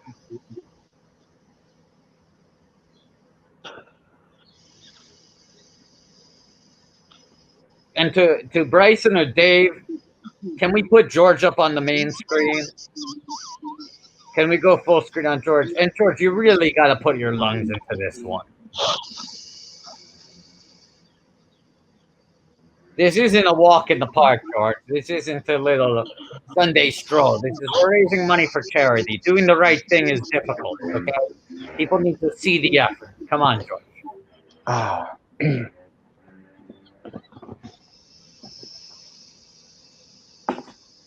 And talking about work being difficult, Arliss is in a car with Shannon Elizabeth, and he's looking a little randy. She's running her fingers down the bridge of his nose, and he's going cross-eyed. She's all dolled up. She's got lipstick on, and her hair is about 7 inches bald. Bobby Woe, baby. All right, and the thing is, there is an age difference here. But you got to think there was an age difference between Princess Leia and Han Solo, as there was between young Annie and Queen Amidala. They do have a bit of an Annie. George, that's not done. That's not done. Keep going, George. It's done. I'm telling you, it doesn't go any more than that. I don't believe you.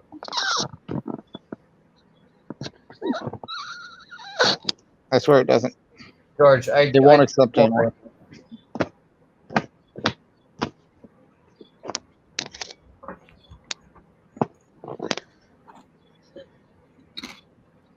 Oh, you have ketchup on your face, Arliss. You have ketchup on your face. And then she says, "Tastes good, Mr. Agent." Oh my God. This is secret agent 007.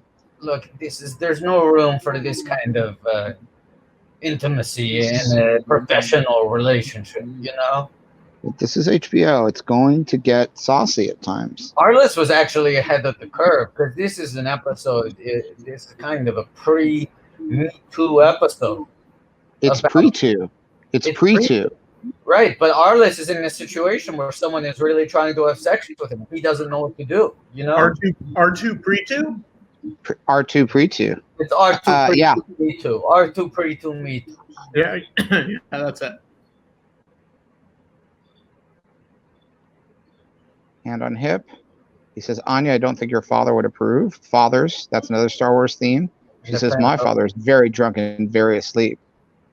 Playing a little late night tennis. Now, is this Shannon Elizabeth's first role? I feel like Watto, you think that. I don't know for a fact. Let's look it up, baby.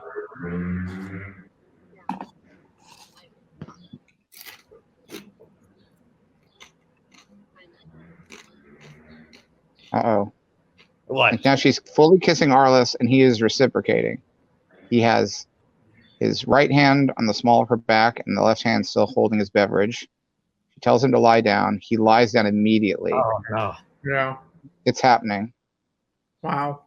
We haven't been here before. We're 7 episodes in, and we're in unknown territory. Oh, no. We're seeing a brazier. There is a brazier on this screen. And and now a pesky droid is getting in the mix. And currently scrolling down Shannon Elizabeth's entire IMDb page to try to find. This is her first credit ever. Wow. Wow. Playing the villain in an episode of Arliss. Pouring yogurt on his chest. Hey guys, if you're in the chat, tweet Shannon Elizabeth and let her know we're watching this. Let her know. Hey Shannon, we're watching Arliss. # Meiji Tours be with you. Yes. For charity. For charity. Yeah, for charity. And she calls him Arlishki. And this is some impressive camera movement by Wool, because once again we're doing another 360 where it's and he's also left in. There's a couple of little camera imperfections in the shot. Sure. And now the droid is firing off tennis balls, and we're back in the office. And Wool is announced he has signed her. He has signed her as a client, which feels like we're pushing some boundaries here. He's in shame. We also established that she is 18 and not 15. Yeah.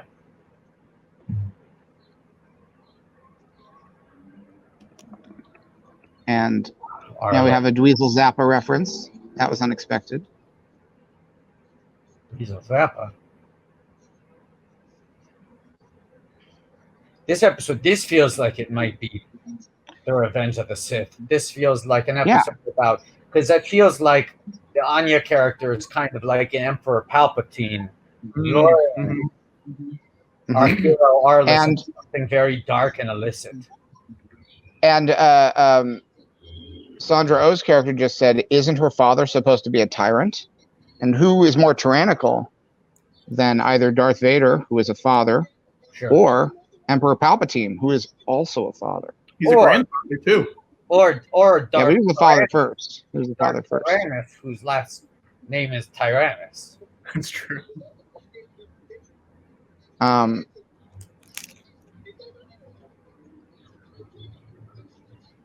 Arliss is getting emotional. Yes. Give in to your emotions, Arliss.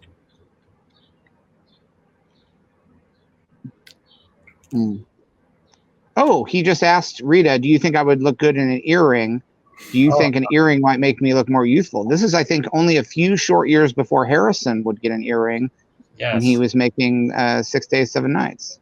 Did he ever ask you for advice? Did he ever run the earring by you? No, Harrison, he would never ask me for fashion advice. Guys, we seem to have stalled out at 888.69. Well, look. Oh, no one wants to donate to the food bank anymore. There was a burst. We'll even have though to come up with another incentive. Even though if we get to 1,000, I will have to once again deflate the 8. You'll have to deflate the 8 at 1,000. If we get to 1,000, I'll go sit on that porch swing for a minute. That's not an incentive. That's really gonna drive up the numbers. You will sit under the porch swing underneath the HBO banner. And I'll swing back and forth, sitting next to little Darth Vader. Okay, wait, hold on one second. I feel like the swing should be a different goal. So at 1,000, you sit on the porch swing. At 1,001, you swing. Yeah. But if we get to 1,001 without hitting 1,000, you got to swing somewhere else. Yeah. Where? Your house, man. I don't know. That's the only swing. Arliss is there now. Sandra Oh is meeting with some sumo wrestlers. Yeah. Arliss is running late. Now he's making a cosmetics line deal. This is really, I feel like a lot of things are happening that haven't happened in previous Arliss episodes. Sure. He's gotten sexually involved with a client. And now he's talking to people in the world of cosmetics. And once again, we have another page-turning wipe.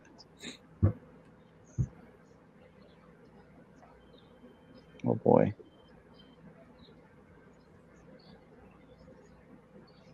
I don't know what's keeping. Rita, any messages? He has to call to check his messages. Another example of how this is a snapshot of mid to late 90s technology. Yes.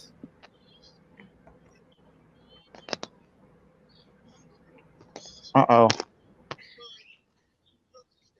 What's the odd? Oh, are you feeling concerned for Arliss? Do you have a bad feeling about this? I do have a bad feeling about this. Why? I don't think it's going to end well. I don't think it's going to end well for Arliss. I think he's never crossed. I think. Oh, now I see the meaning of the title. He's crossed the line. Crossed the line. And now HBO is getting, I think, more explicit. The camera is wandering over towards Arliss is once again Wolf's involved in constantly moving camera. You know, as a director, he not since Max O'Fools has the camera moved across the story with such liquidity, and he is fully having sex with Shannon Elizabeth now. We are watching Robert Wolf have sex with Shannon Elizabeth. This. I didn't think we'd get here this quickly. I didn't either. I did not either. And he's getting a lot of coverage. That's 3 different angles. I think 2 cameras. 3 cameras. We have to cross shoot this. Yes. Yeah. I'll say this. We've only done 2 tweets going to Shannon Elizabeth, and I think that's a crying shame. Yeah. I think we need How many more. How many people are in the chat right now? 200 people watching right now. Hey guys, if you're gonna tweet Shannon, type in the chat right now. I'm gonna tweet Shannon. And you can rewrite it. You can tweet something else at her, but just Make it your own. Make it your own.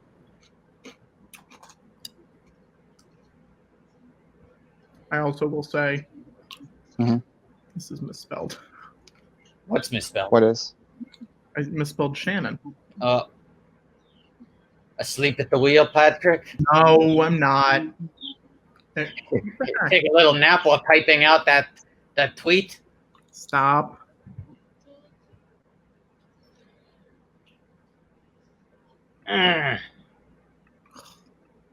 Oh, and they're going back for seconds? I don't think Arliss finished. Sure. Of course, Arliss Now I think he is. he's a gentleman. He waits. Ladies first is Arliss is mortal cold. I'm worried that Arliss is falling in love. Oh, we got the earring. You got the earring?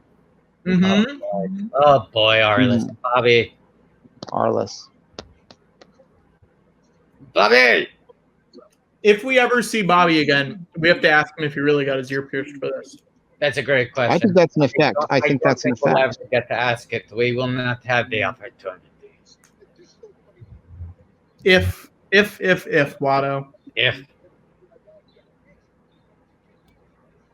What did you have for your dinner, Patrick?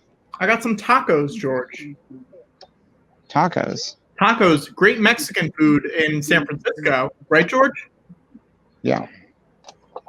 Wow. Not a lot of excitement on that one, George. no, Oh, was I not like normally? I normally sounded excited. A little bit. John McEnroe, bad boy of tennis, Johnny Mack himself, training Shannon Elizabeth. He's holding his leg. I like the goatee on Mac. It's a good look. Yeah. That's a good look. McEnroe, That's, McEnroe did Ask Cat monologues one time, didn't he? I think we're looking at half of the people in this scene did Ask Cat monologues at Hell's Kitchen. I believe McEnroe did it before I started booking it. But he came when his wife Patti Smith did it. Oh, that's right. That's right. So you're saying there's maybe an ask to be burned? That was not for tonight, but maybe another time. We'll see. Burn the ask. Burn the ask. Burn that ask, Patty. Burn the ask.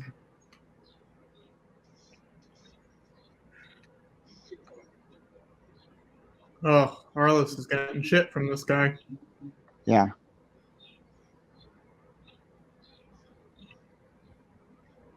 Guys, we're at 1,041. Oh, George. Time to deflate the 8. Hey, Abigail, if you're in there, give us your full name and we will give you a Star Wars name. No, an Arliss name. That's what I meant. An Arliss name. We're not doing Star Wars names today, Patrick. George, normally... Not everything... Patrick, can I say this? Not everything's about Star Wars.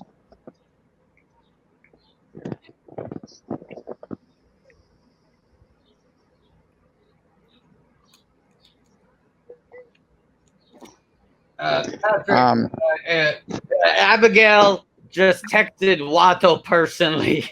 Wow. Not in the chat. Okay. But it's Abigail Noy, N-O-Y. Okay. We'll And, do it. don't even bother typing out the Y. Just put a yen in there. Okay. We'll wait for George to deflate and then we'll do it. Okay. No, we can start. George is a great multitasker. And George, weren't you telling us there is a way you found is most efficient at deflating? Yeah, you gotta get on top of BB-8.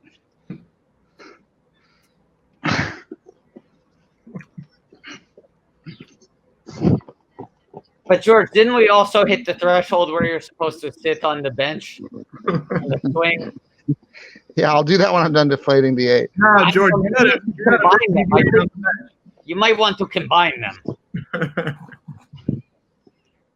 right, I'm gonna have to take out my headphones then. bench 8. It's a visual medium. Watto, you got anything you want to say about George while he's not here? I'm still here. Oh, no. I got many things I want to say about George. He's a good friend. And an even better filmmaker. And an even better man. George, are you still here? Cross the kind of boundary that Arliss is crossing now. George, I don't know if we get the same effect not seeing you deflate BB-8. Yeah, George, I thought the expectation was you were going to keep the phone where it was and then relocate to the bench. George, go put the phone back. Put the phone back, George. All right. We want the wide shot, George. Yeah, we won't even be able to see you swing then. Yeah, we want you on the swing, deflating you. Yeah.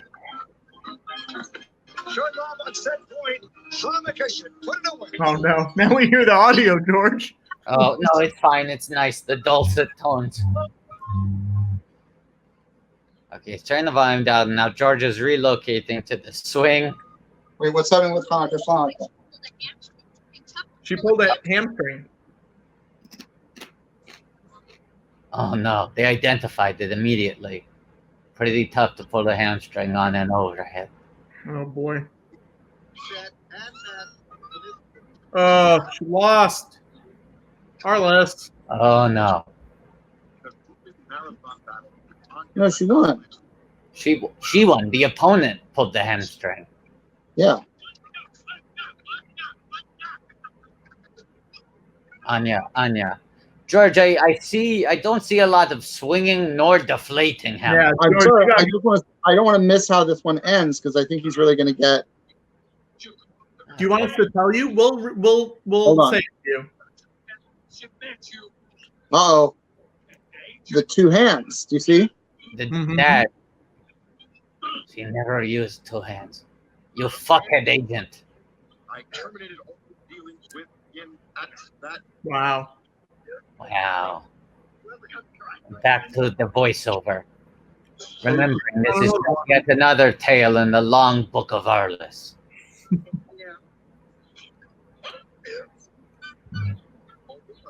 Hey, Watto, it's 6:40. Oh, so a minute ago, you all should have sent off your detours tweet. Disney Plus, of course, sitting on 39 completed episodes. Wait a second. Anya is now With Dweezil Zappa. grabbing the tush. She is grabbing the tush of Dweezil Zappa, her true crush. And I told you she was a villain. How dare a woman? After we give Abigail a new name, should we give Yeah. Dweezil Zappa a new name? Absolutely. All right, George, go deflate. You got 4 minutes. Okay. Okay, and the Is, book is is Michael Boatman still a guest star at this point? We'll let you know. Oh, look. There's a joke in the credits. Oh, that's Executive producer, the middle-aged fool with the earring. George, you got 4 minutes until the next episode. You better start deflating. George. It seems like George Hold on. signed up for this and then doesn't want to do it. I know, he promised like 3 different things he would do. He won't do any of them. He won't do any of them. Leave the phone. Leave the phone. George, leave the phone. George, take George. the leave the phone.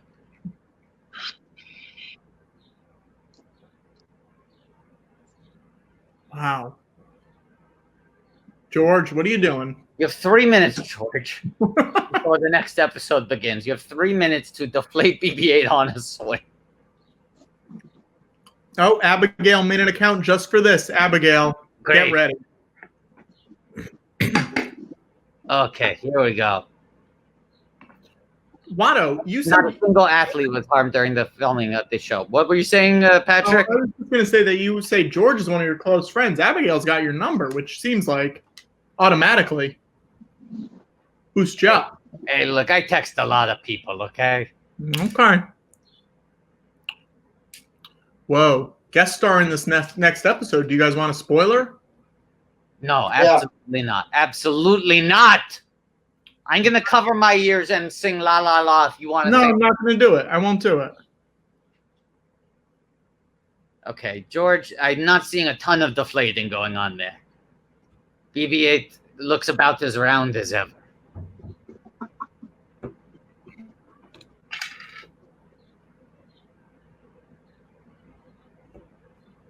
This is... George, I feel like you were mentioning the technique that Larry David used on Curb Your Enthusiasm. And with only 2 minutes left, you might have to go for the full Larry. George, using the upper body might not be enough. You might need more thrust to deflate. Hey, Watto, maybe we mute ourselves and just let George handle this for a second. Okay. No, it helps me. Look how deflated he is. It helps me.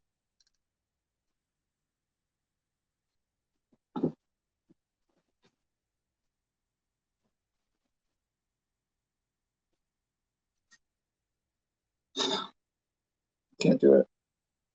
You are not done, George. You got to finish this on the bench. All right, but I need you guys talking. Otherwise, it doesn't work for me. Do or do not. There is no try. You think it's impossible, and that's why you fail. George, you're getting cocked harder than that time that man installed a stained glass work in your foyer. You gotta show that BB-8 to his boss, George. George, you got 1 minute. You got 1 minute, George. Give her all you got, George.